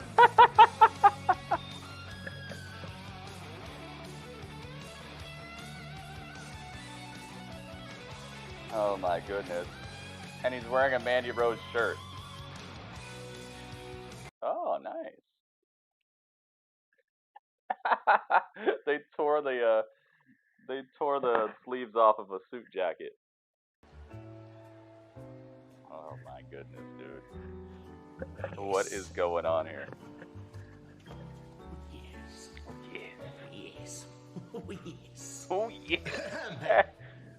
He picks up a steak with his bare hands. He's still wearing a belly shirt under his cut-off jacket. Oh no! He knocked over the table with his belly. Sure, buddy. Hey, you ready? I am ready. No, you're not. I'm so ready. I don't know, man. Mandy, I don't know if I wish her the best. He picked up a steak with his bare hands, and then he knocked over the table with his belly, and then he's like, I'm ready. No, dude. I hope none of that happens on the date. Oh, Sheamus is here. Don't tell me he's going to kick Chad Gable in the head again. Dude, I love how his entrance looks with this new the new SmackDown stage and everything. So nice. All right, let's get Otis out of here. That was really good. This is part of the reason that I say, like, titles and things, they're nice, but it's more about, oh, and it's Apollo. He's actually going to fight Apollo Crews. The return of Apollo Crews. Oh, God. Apollo, look out. Apollo's getting beat down. Where's my Apollo Crews? I don't have Apollo. Oh, no. Oh, nice Enziguri. Actually, not a step up Enziguri unless you actually step up Michael Cole. Oh, my goodness, it's over. Dang it. Apollo, I almost added your picture to the layout. Oh, that's done. Dang it, man. I was this close to adding this picture to the layout. Man, Apollo's finally back. And look what happens. Oh, wait a minute. Chad Gable comes out. Here with Sheamus. Shorty G certainly been a thorn in the side of the Celtic Warrior for big weeks boot, now. nothing there. Ankle lock? Shorty G able to put No. the ankle of Sheamus in a Chad Gable catches a brogue kick. Oh, that's done. Total destruction, courtesy of the fella. Stop showing up, man. Stop fighting this guy. What are you trying to do? Why? What is... Ay. Saint Maka. What is up, man? It's been a SmackDown of up and downs. It's had its ups, it's had its downs. Oh goodness. One of the most hype things that could possibly happen happened, and some of the most just yawn-inducing type stuff has happened again. And right when you thought Baron Corbin and Roman Reigns were done with their feud, it's not over.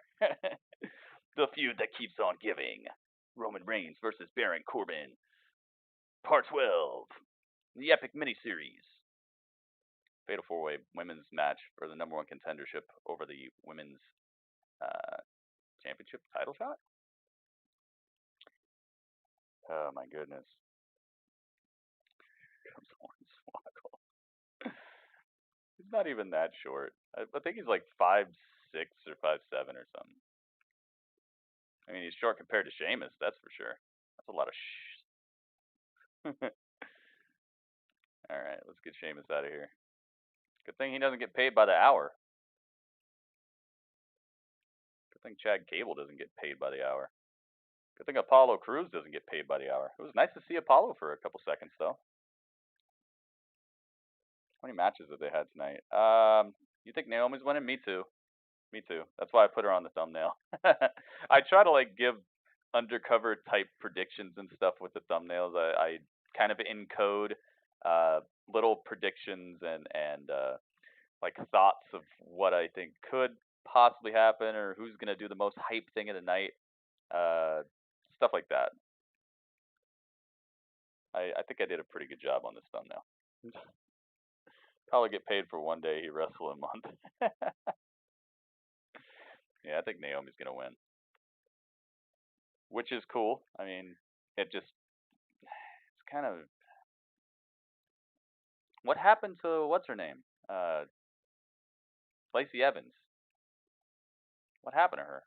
I thought she was gonna be the one. I thought they were making us think that she's just the best thing ever. I bet you Vince McMahon was like, "Oh yeah, it's gonna be great," and then like he heard her promo a couple weeks ago, where she was trying to like do that sob story with Michael Cole and everything, and I bet she's like, "Wait a minute, get her out of here."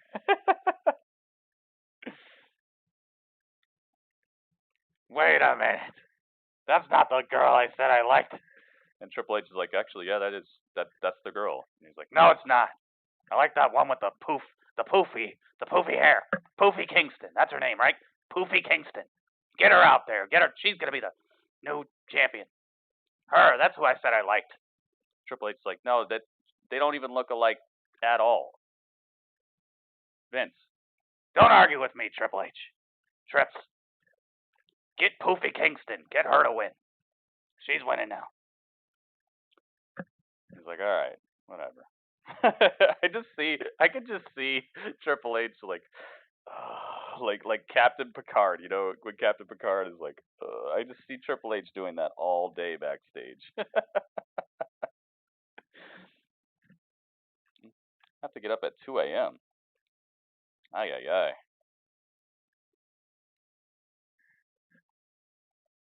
Maybe Lacey Evans is at the Performance Center. She's not even horrible. She just, you know, they called her up too early. Wow, dude. The Fiend versus Goldberg at Super Showdown. Against the Miz and John I'm Morrison. so hyped, dude. I'm so hyped. One more one-on-one matchup with the big dog. Roman Reigns answered, but with a stipulation of his own. One more time, Reigns versus Corbin inside of a steel cage. It is now time for our main event, a fatal four. Aye. Main event is a women's fatal four-way match, and Bayley is out here wearing her belt, like kind of like a purse or something. And Naomi's the one who gets the entrance. Yep.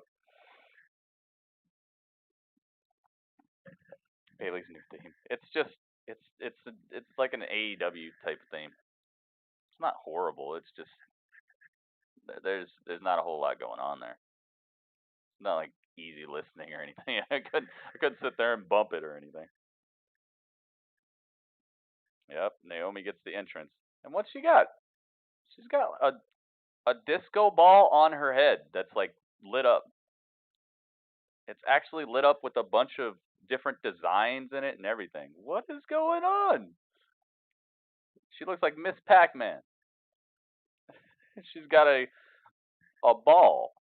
Her head is encased in a ball, and it's got LEDs that are actually playing like patterns and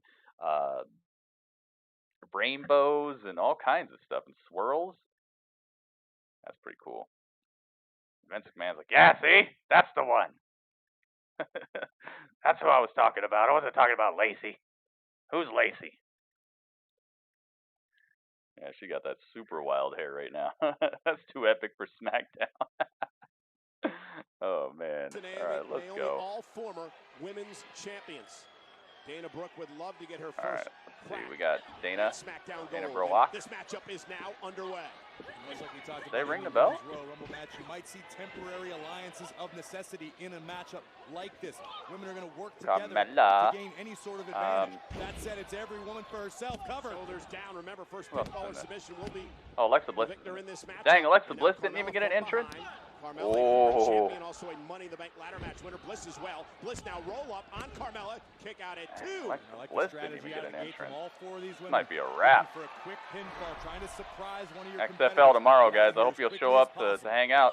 It's going to be cool. It's starting at 11 Pacific time, noon my time, and 2 p.m. Eastern time, guys. And I'm thinking about doing UFC as well. What's the boxing match you're talking about? I might be doing that too. I'm going to do it all, if I can. Basement drop kick. Remember, no disqualification. Naomi, my goodness. She's rolling. Four-way matchup. Naomi with a kip up. And now Naomi going to launch herself over the top rope and a corkscrew plancha. Wow. Nice stuff from Naomi. And Bayley, yes, you are the women's champ. The mind games from the all right, here we go. Top the mountain. Bayley, the longest. That's the Fury one? Oh, okay. No entrance for Bliss, yeah. Her hair was flat before she put that thing on. That's what makes her hair all poofy? Do it, Gritty. I might do it. Oh my God, head first! That changes the complexion. Who is going to challenge Bayley? SmackDown rolls on. Yo. Bayley just tossed Naomi head first into the steel steps, and that's all that hit was just her head. I'm talking straight up like Pachycephalosaurus. You ever heard of a Pachycephalosaurus, guys? Those are those dinosaurs that have like the skull, like the exposed skull on top of their head. It's like a dome, and they said that they used to like butt heads to, you know, kind of like deer and stuff do to like show their dominance. She Pachycephalosaurus Naomi straight into the steel steps.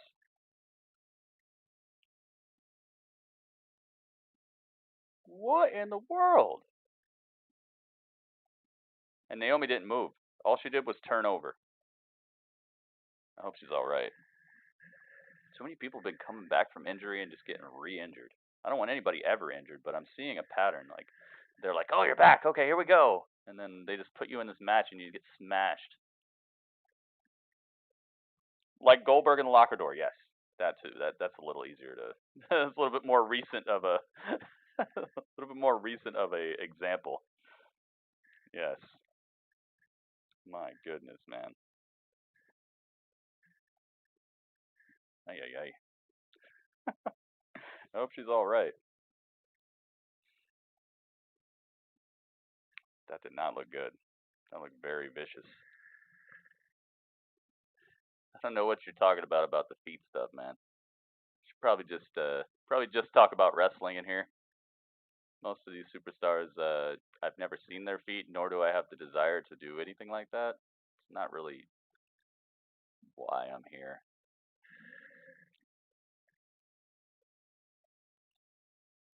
Plus, there are some pretty cool people on this planet who are missing a foot, missing a finger, missing a toe. Still good at their jobs. That's what matters.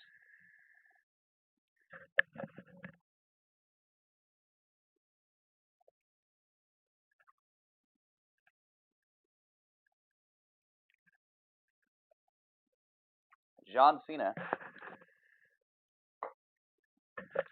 has a 709 credit score, apparently.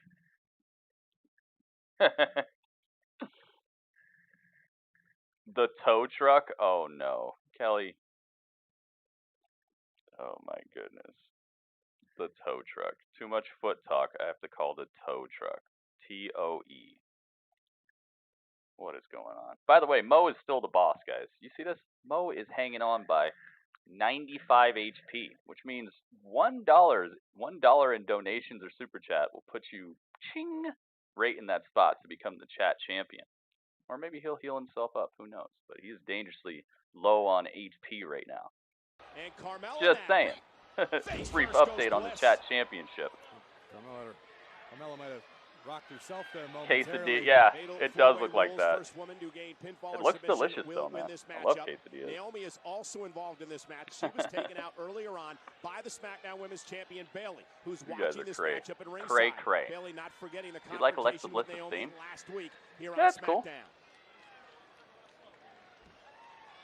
Bliss and Carmella trying to make their Cool. way back to a It vertical still base. reminds me Big of when right she was hand with from Alexa. Blake and Murphy. But yeah, I think it fits her pretty well. Carmella now launches herself off the top rope, takes out both Brooke and Bliss. Dana took the brunt of that impact. Oh, What a goodness. chin breaker from Naomi. Nice sit out chin breaker. Oh, and a wing clipper, reverse wing clipper. Oh gosh. No doubt about that. Nice springboard. Dude, Naomi is destroying everybody. Springboard enziguri right across the face of Dana Brooke. Leaves her laid out. Everybody's down. And she's screaming, "Stop her!" as Naomi continues to build momentum. You don't think the champ's fearful of Naomi, do you? Roll up by Carmella, shoulders down, kick You out. had She it? may well be. And Cameron's he's got a special membership with like Grubhub. where they just like anything new that gets advertised, they just bring it to him. And he's like, yeah, you know, like he comes to the door and they're like, here it is, sir, here it is. He's like, yeah, you know, you better bring me all that. Ooh, Dana almost won it right there. Carmella breaks up the pin. Very last second, preserving her own opportunity as well as for the other competitors in this matchup. Take a look at this impact. Boom! Dana Brooke just spiking the goddess.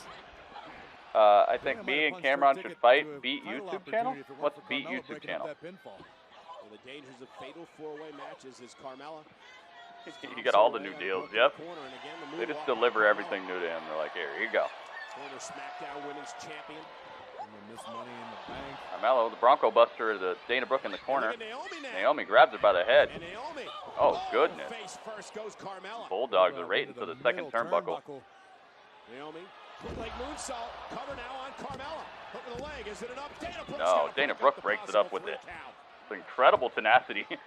Crack in the back of Naomi. Save her own opportunity. As we take another look at the athleticism of Naomi. Such precision, such impact. Nice stuff. Little springboard moonsault. But Dana Brooke. Dana telling Naomi, this is my time. Oh, Dana Brooke slapped some of the green out of her hair. And again, the power of Dana Brooke. Naomi lands on her She feet. said, whoa. Dana Brooke said, whoa. Here we go. Wheelbarrow stunner. Naomi. She is cleaning house like housekeeping. Smart move by the Goddess, being opportunistic. Housekeeping. Anybody in there? It's just us four. All right. She just busts in. It's the Cam and Mo food channel. Yes. I'll just watch with my ramen. I'll watch with my ramen and pretend I'm eating what you guys are eating. Oh, inside cradle by Naomi. 24/7 roll up, not enough there though. Alexa Bliss finds a way out of it. Naomi, scoop, slam. Leg drop, all right. Anything else? No, Alexa's kicking out of that. It's going to take more than that. Have to appreciate the little things Naomi's capable of, but like the height. Corey Graves, of course he is. She just delivers so much bounce in her legs, so much spring. Such an outrageous athlete. Gonna look a concern on the face of the SmackDown Women's Champ. Longest reigning in history, Bayley. Naomi positioning the Goddess for something bad up top. What is this going to be? Uh-oh. Alexa Bliss seated on the top turnbuckle. Dangerous Naomi standing on the second turnbuckle, just clocking her with right hand. Bliss blocks again. Alexa Bliss fighting back. Oh, man. Naomi's flat to the mat. Alexa crawls up, looking for the pin real quick. Oh, not enough there. Naomi's back. Realized she had Naomi stunned and tried to pick up the victory. How many batteries the globe head take? Of the essence in a fatal four-way matchup. You have it's a pretty cool looking thing. Any window of opportunity, cool idea. No matter how slight it may be. It's a perfect opportunity because right now, for this moment, it is one-on-one between. Feel the globe. The other two competitors have been taken out of the matchup. I like that. So a golden opportunity for Bliss here. And look at her hammering away on Naomi. It's pretty cool, actually. It's a pretty cool little saying. Feel the globe. Oh, run up slap from Alexa. Carmella and Dana Brooke have just gone out and taken a nap on the outside. Haven't seen either of them for the last 2-3 minutes. It's just been the Naomi versus Alexa show. Wow, oh, goodness. Back elbow by Naomi. The Goddess. Brooke back up on the apron in the background. And Carmella back in the ring as well. Oh, Naomi my goodness. Used the Goddess as a weapon against battering Carmella. ram. Naomi has handed out more damage in this match than all three other women combined. Oh. Suplex slam. And Naomi, oh my God. That has to hurt. Oh, that had to devastatingly hurt. Naomi runs up and gets her split-legged leg drop all the way across the stomach and the rib cage of Dana Brooke, and now she's out there taking a nap again. All that is in spite of being thrown into the steel ring stairs a few moments ago by the women's champion Bayley. Oh, Naomi went to the well a little bit too many times. One too many times. Alexa Bliss was able to predict it. Put her into the turnbuckle instead, and now Alexa going up top. Now is the time. Might be time for the Twisted Bliss. Bliss gonna head up to the top rope. Naomi could be in position here. Alexa Bliss. Twisted Bliss. Oh no! Naomi got the knees up. Naomi able to counter. Oh, that had to hurt.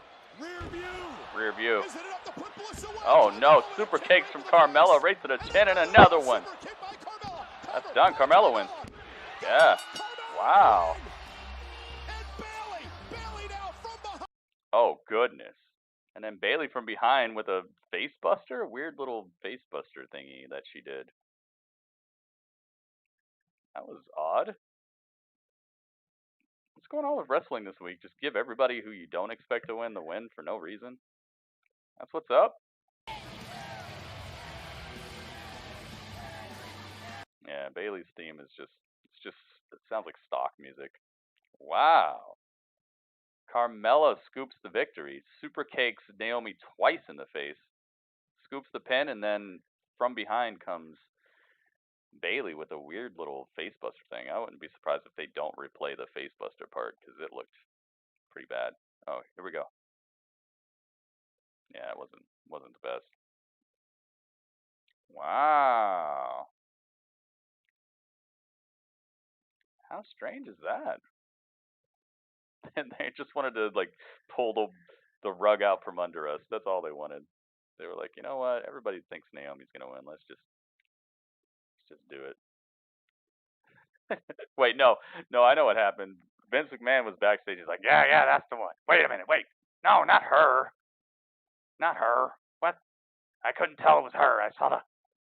You didn't show it. I saw the globe. I didn't know it wasn't Carmella. Yeah, I meant Carmella. They just had backstage miscommunications. Very realistic miscommunication. Ay, man.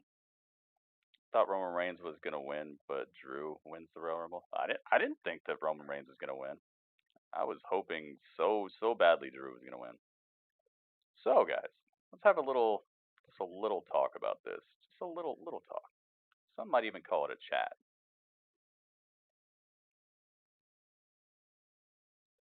Dudley. Oh my goodness, Dudley. You're hanging out with the man. The other man. I'm the man. He's the man too. You're not the man. I'm the man. Let's go.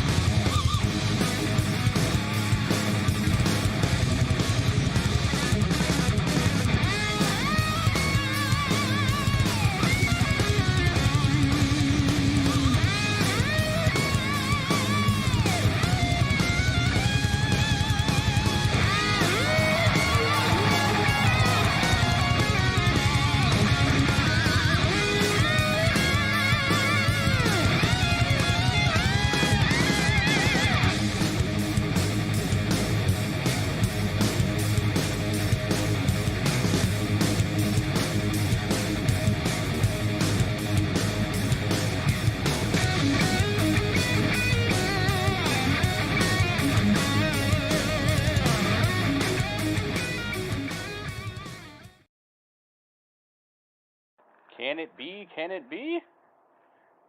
Dudley hanging with, what did he call him? Billy? Billy Goldberg.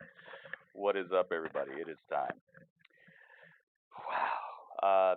What a just up and down SmackDown. I mean, goodness gracious. This had, I don't even know how to classify a lot of this. Definitely a hot and cold SmackDown. So let's get into the reviews here. If you'd like to give me your review of SmackDown, please type a number 1 in the chat. We'll be getting into this. It's going to be a very short review because people don't really hang around for Grapple Chat anyway, so why spend a whole lot of effort on it anyway. But we're going to try. We're going to at least do it. Got to at least deliver. Billy. Yes, Billy Goldberg, guys. Alright, get my background music playing. There we go. But thank you to everybody who is hanging out for Grapple Chat. Go and check it out. We're gonna see what we got here.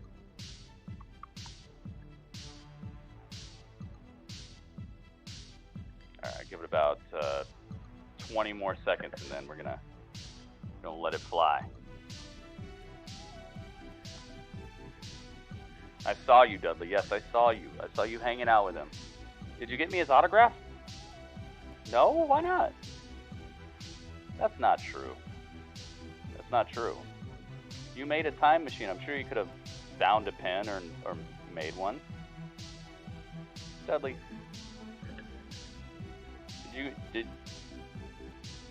We're gonna talk. We're gonna have to talk. All right. So. It'll be Ace. All three of you could just put your reviews in here, because I'm just gonna go by whoever's pops up first. Let's just do it that way. Not a whole lot to sift through, so we'll be able to just get this on and popping. So yeah, just let me know what you guys thought about it, what you liked, maybe what you thought could have been better, and your overall score out of 10. And for people just now tuning in, if you want to know what we're up to, we are doing a thing called Grapple Chat. It is my review show that I do after every episode that I watch of Raw, SmackDown, NXT, AEW, most pay-per-views that I watch as well. So kind of just a decompression chamber to find out what we all kind of thought about it, if we thought it was worthy, if we thought it was worth an 8 or a 5 or a 2 or whatever. And if the overall rating adds up to more, or doesn't add up to, but it comes out to an average of more than a 7.75, then they get a point in the Battle of the Brands. As you can see right here, it's pretty close so far because the season just restarted. The season will end with WrestleMania. So SmackDown definitely wants to get on the board here, I'm sure. Gollum is looking very happy about his effort today, and I think that maybe he's gonna see some returns on his hard work, or maybe not. So we shall see. So yeah, just whoever you guys can just type your review in, and once I see it, I'm just gonna read it. So it's Ace, it is Empire, and it is Cameron. No Goldberg for you. I guess not. Dudley, who are you talking to on the phone? You're talking to Goldberg. Tell him I want his autograph. I know you're talking on the phone, but Dudley.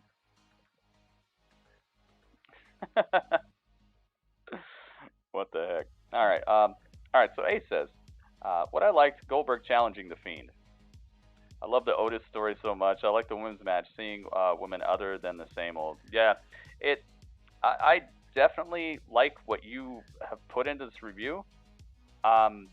With the whole Otis thing, saying that you love it so much, that's how I feel about it too. It's just like, it has this actual character to it. It doesn't seem super forced. It seems fun. It seems like it just fits with them so much, with Otis, with Tucker. It doesn't seem like they're completely out of the loop with the creative part of putting this together in the storyline. So, man, I gotta agree. I love it too. The Fatal 4-Way, I'm glad they made it a Fatal 4-Way because it did bring a little bit more of unpredictability. But this outcome is just weird. I don't know if they just feel like they needed to surprise us. I don't know what they were up to there. I mean, hopefully this is the start of something good, but maybe they're saying, oh, well, the women are going to have to skip Super Showdown, so maybe we can just start building towards past that. I don't know, man. I really don't know what to tell you about the Carmella thing. What do you give it out of 10, though, Ace? Okay, let's see here. I'm going to read Cameron's in the meantime. SmackDown was okay. To be honest, it was forgettable because I forget what happened early on almost. Yeah, well, they used, I don't want to say wasted, but they used the first half hour of SmackDown to give us a, like, pretty okay little segment for The Miz and Morrison. Then a New Day came out, and it just reverts back to feeling old. And then Robert Roode, Dolph Ziggler, and the Usos fought for like 20 minutes with the same stuff happening over and over again. So that's what you probably forgot about, because that beginning was just, ugh. I like the Miz and Morrison part, but that was like such a small piece of what they spent the whole first, what is that? Okay, you get a half an hour, a quarter of SmackDown was spent on Robert Roode, Dolph Ziggler, and the Usos fighting, and not even like a classic match or anything. It was just a regular run-of-the-mill match. Only thing that stood out was Goldberg announcement to fight the Fiend. Roman and Corbin, again, just no.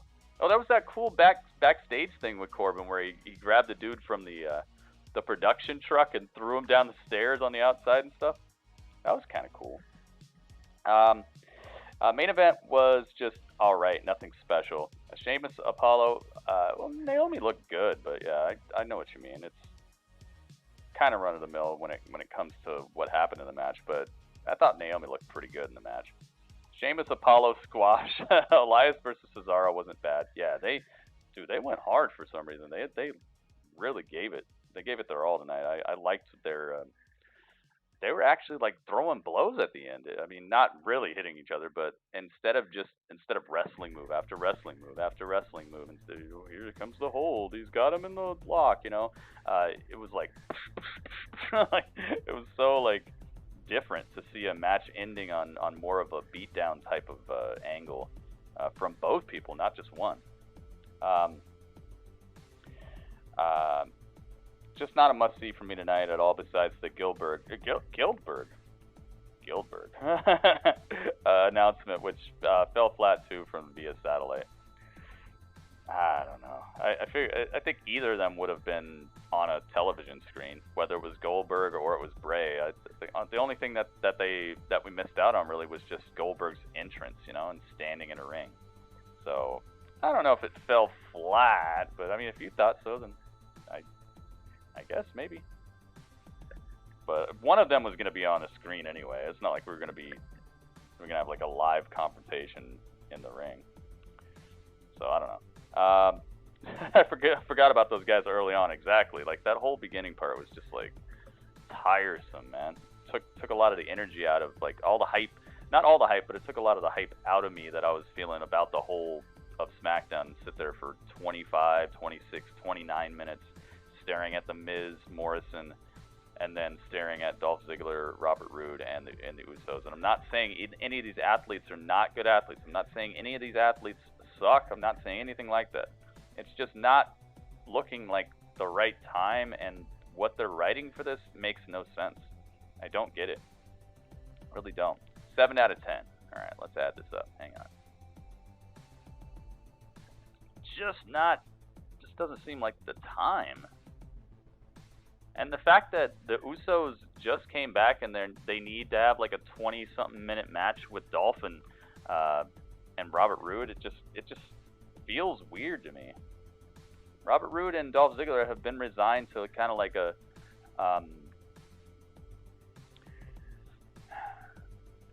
they've been resigned to somewhat of just like a sidekick type of role for now, and all of a sudden they're fighting the Usos tooth and nail for 20 minutes. Doesn't really add up to me, so I just kind of checked out. As soon as they hit like 5 minutes, I'm like, what's going on here? And then it hit 10 minutes, and I'm like, what the heck is going on here? And then it hit 15 minutes, and I was like,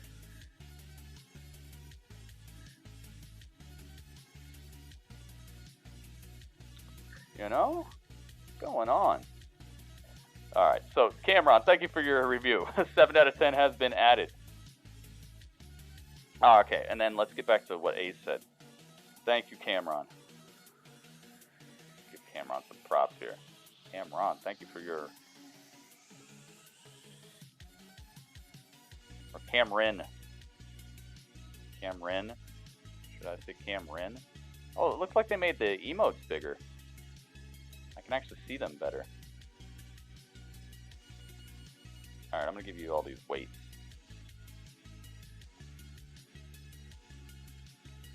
And I'm going to give you fireworks. Thank you. Okay, so Ace says, what I hated, the tag division booking is tired and lame. Yeah, it just makes no sense. It makes no sense. What the heck's going on there? Hated the result of the women's match. Braun isn't being booked good enough. He should be pushed a year ago. A little late, feels like. It does. It feels kind of like, oh, you didn't know we closed 5 minutes ago. You gotta go. Like it's like you're having a good time shopping, and you're looking for something in particular, and then somebody walks up to you and they're like, yeah, we closed 5 minutes ago, and you're like, oh, and they're like, yeah, so do you know what you want? And you're like, not yet. And oh, well, sorry, we're closed. And you're like, okay, cool. I guess I'll come back later. Like that's what Braun dealt with. Like that's the Braun situation.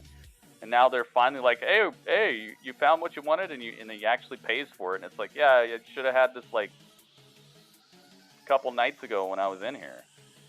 I don't know if that's the best analogy, but you know what I mean, dude. It's like it is a little late. Feels like they already mopped up the place, and now he's like, hey, I'm here. And then and they're like, yeah, where you been? And he's like, I've been here. I was waiting. 6 out of 10. Dang. All right. Ace, thank you for your review.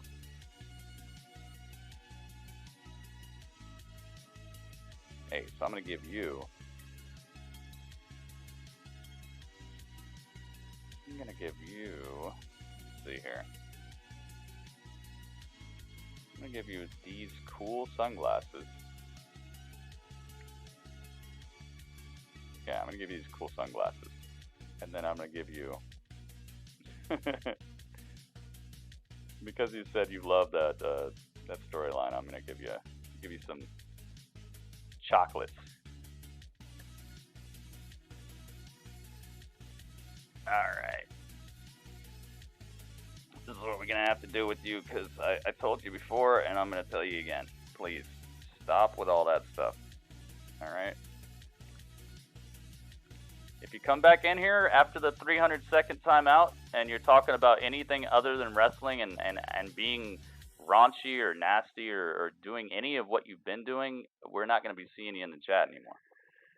Alright? This is your final warning. We're not talking like that in here. We don't need to talk like that in here. If you absolutely need to talk like that, there are websites for that. And they're not called YouTube. Alright, so what did the Empire say? Let's see. SmackDown was decent tonight. The return of the dirt sheet was okay. Yeah, I like that little... I liked the way they cut it together. It actually looked like a movie trailer in certain parts, and it was funny. I like it. Not the best utilization of Morrison, I feel, but what do I know? I don't understand the tag team match between the Usos and Dolph and Robert. Yeah, me either. Like, why were they there? Why was anybody there? It's like, if they were going to do anything with Robert Roode and Dolph Ziggler, they should have been with Corbin tonight. And they should have just wrecked the production truck and shut SmackDown down. Like, made it go to commercial because they wrecked everybody in the truck. That would have put heat on them way more than the Usos fighting them. Way more than them losing to the Usos. Like, there's nothing there. That would have been a cool spot. You see Corbin, you see Dolph, and you see Robert Roode. They go up to the production truck and they just wreck everything. And then it's like, we're going... And then it just goes to commercial.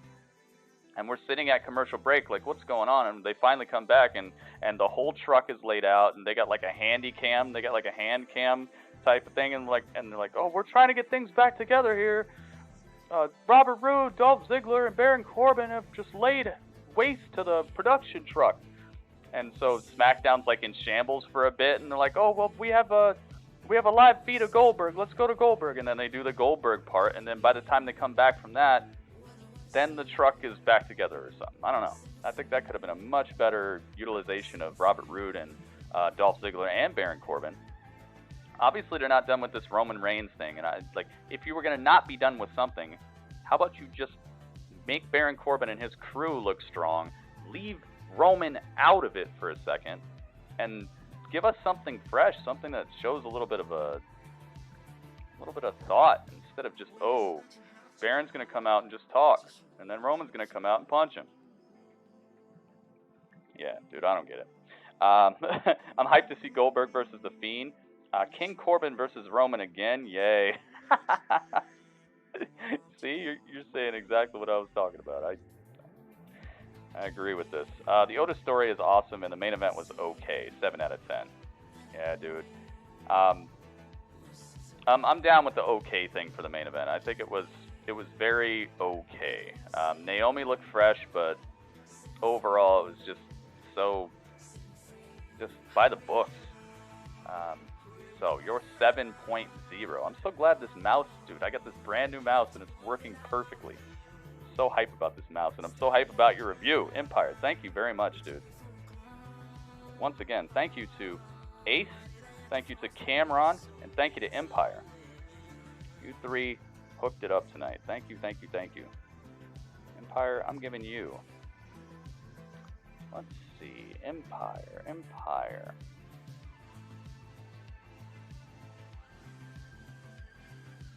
gonna give you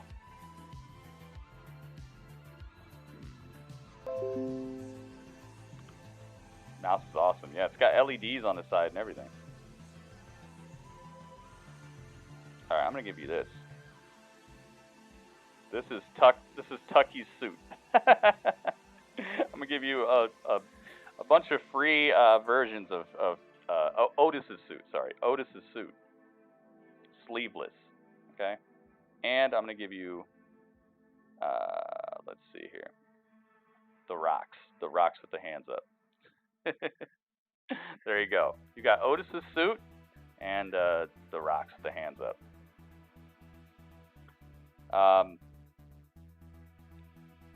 You could say this mouse is lit because it's got these lights on the side. You see what I did there? Oh man, everything was random. Yeah, it's so weird.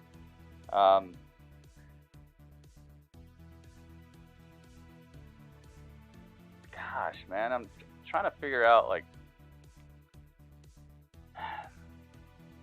was this must-see? Because now it's time for my review. I try to give my review throughout so that you guys don't have to sit through a big, long thing of me talking about everything start to finish. So you guys have pretty much heard my thoughts.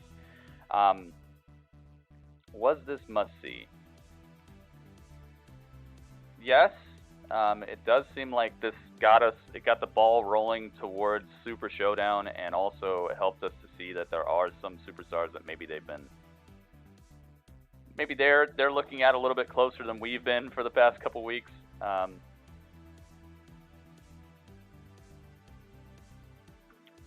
Just a tremendous time spend on the Usos and Robert Roode and Dolph Ziggler that, as I said before, it could have been utilized in a much better way, easily better way.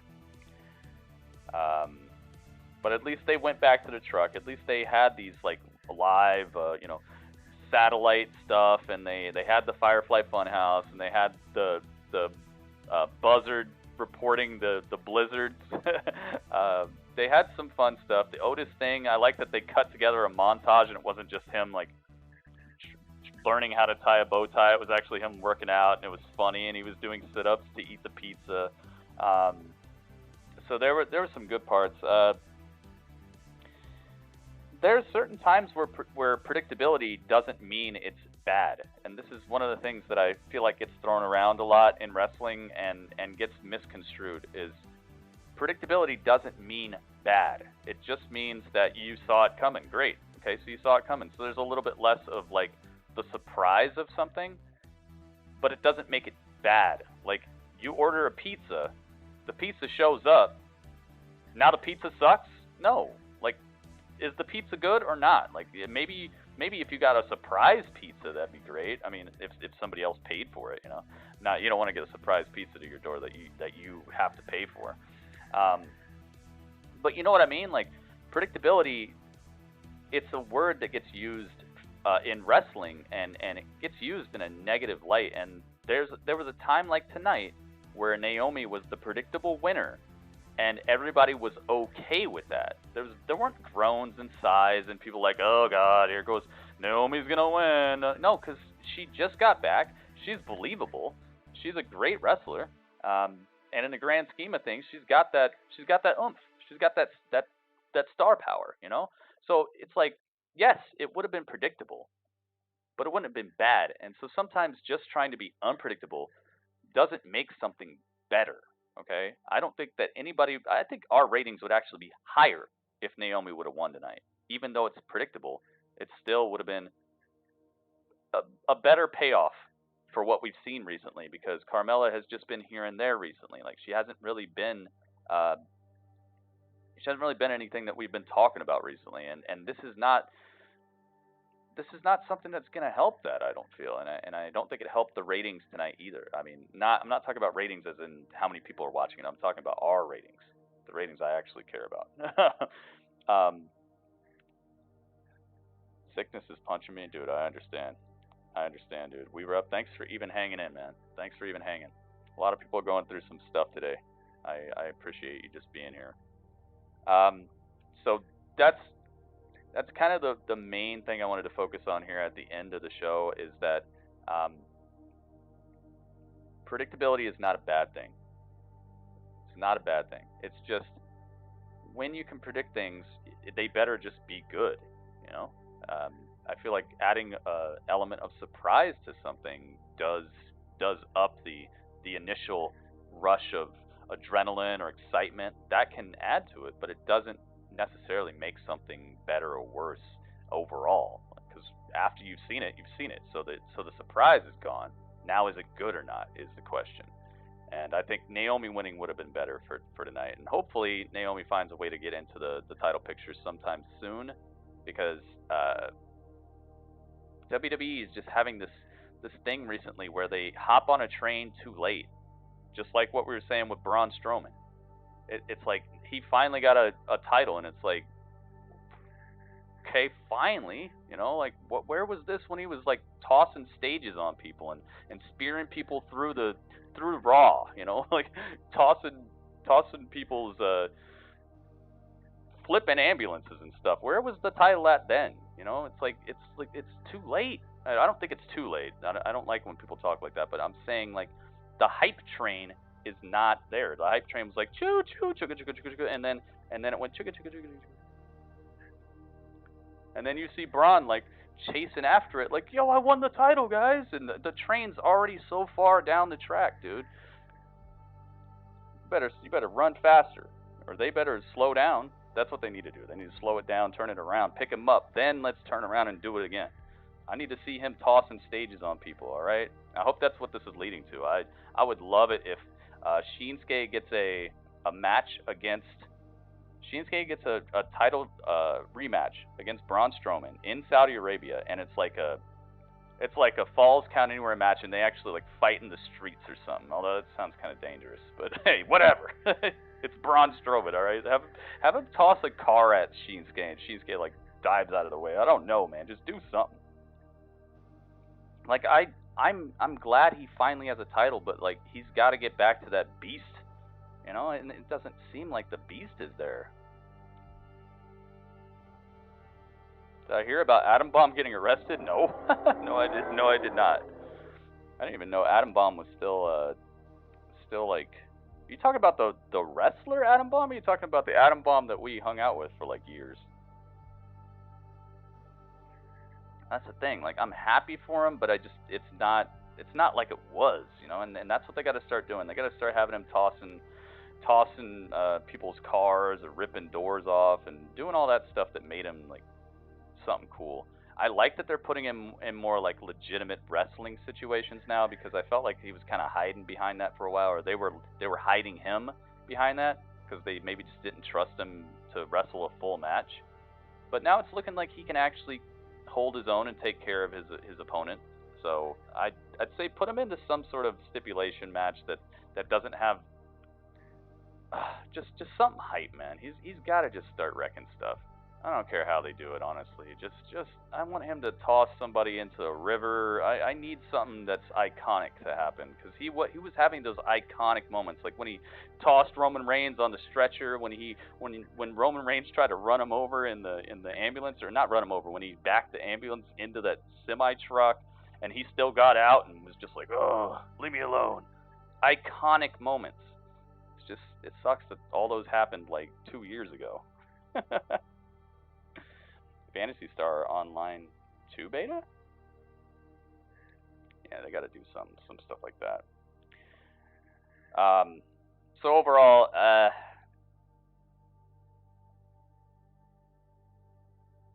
man, it sucks that one of the most hype things that I've heard on SmackDown in, I don't know, that might be one of the hypest announcements that I've heard, period. Goldberg versus the Fiend in Saudi Arabia. It sucks that it had to happen on such a hot and cold, lukewarm SmackDown as well, because this could have been like a 9 if they would have just got the rest of this stuff together. But I got to give it like a 7.2. Just not. Sucks, dude, because think about what it would be without that. That's what I really got to do. What would it be if Goldberg did not challenge the Fiend tonight? Gosh, but then there's Otis, and then there's the Baron Corbin part. Cesaro and Elias was pretty good too. Man. I don't know if I'd give it a 6. I don't know if I'd go that low. They still showed effort. Alright, so I'll give it a 7.4. No, 7.5. That's it. I'll give this a 7.5 because I'd probably give it like just a 7 flat if it weren't for the Goldberg part. Gosh, I think Goldberg... That's such a big announcement. 7.6?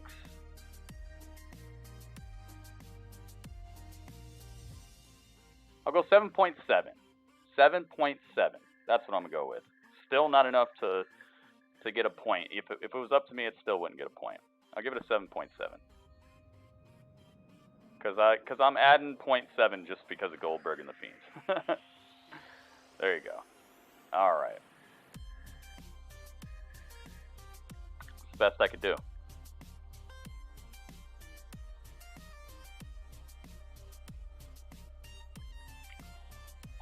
Well, there you guys have it. All right, so let's add this all up. So we have, let's actually turn up this background music for a second. Let's do it. All right, here we go. We have a 7.0, a 6.0, a 7.0, and a 7.7. That adds up to 27.7 divided by 4 equals 6.925. Oh. Ay, ay, ay. I'm sorry, Gollum. I'm sorry.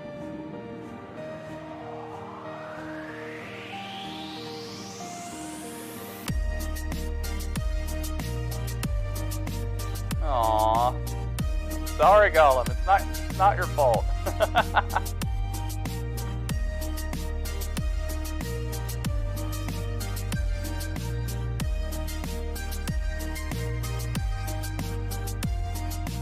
No, come back here. You can't leave.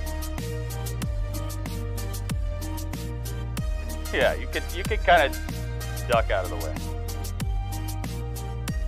All right, yeah, you can duck out of the way a little bit. I'll let that happen. I can understand that.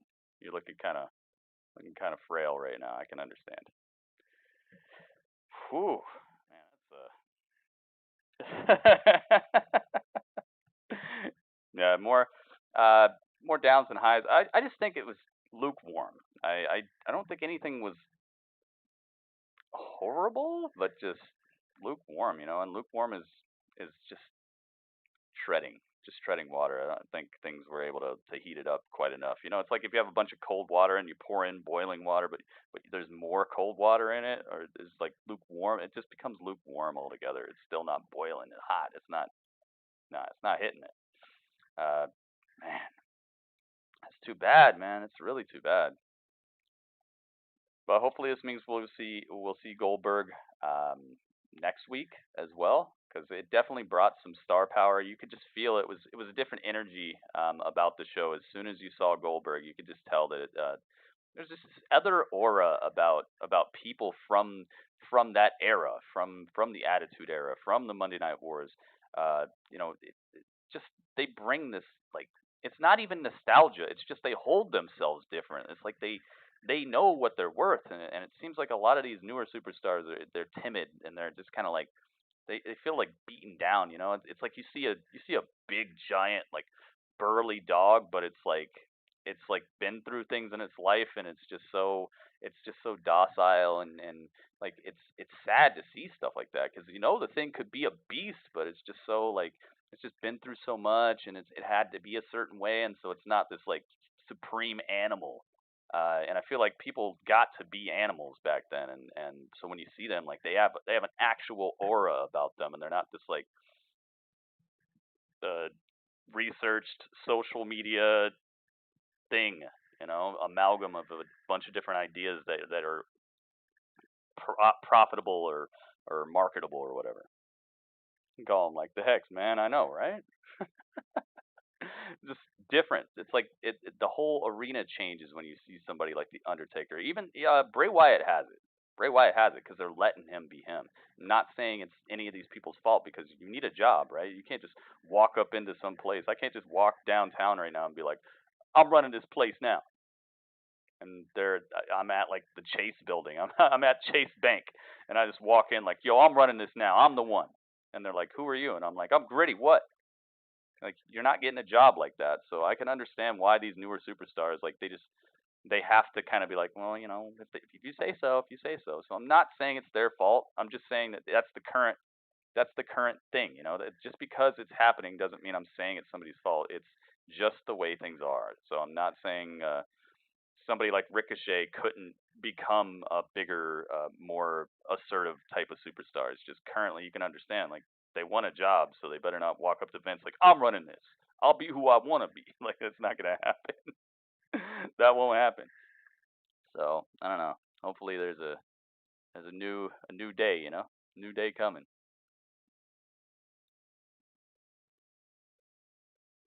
All right. We'll see you later. All right. So thank you guys so much for being part of the Grapple Chat for SmackDown. It was eventful. It was definitely a show that I would recommend somebody at least check into or check the highlights. But start to finish, save yourself some time and just check out like a short recap or just hang out with me.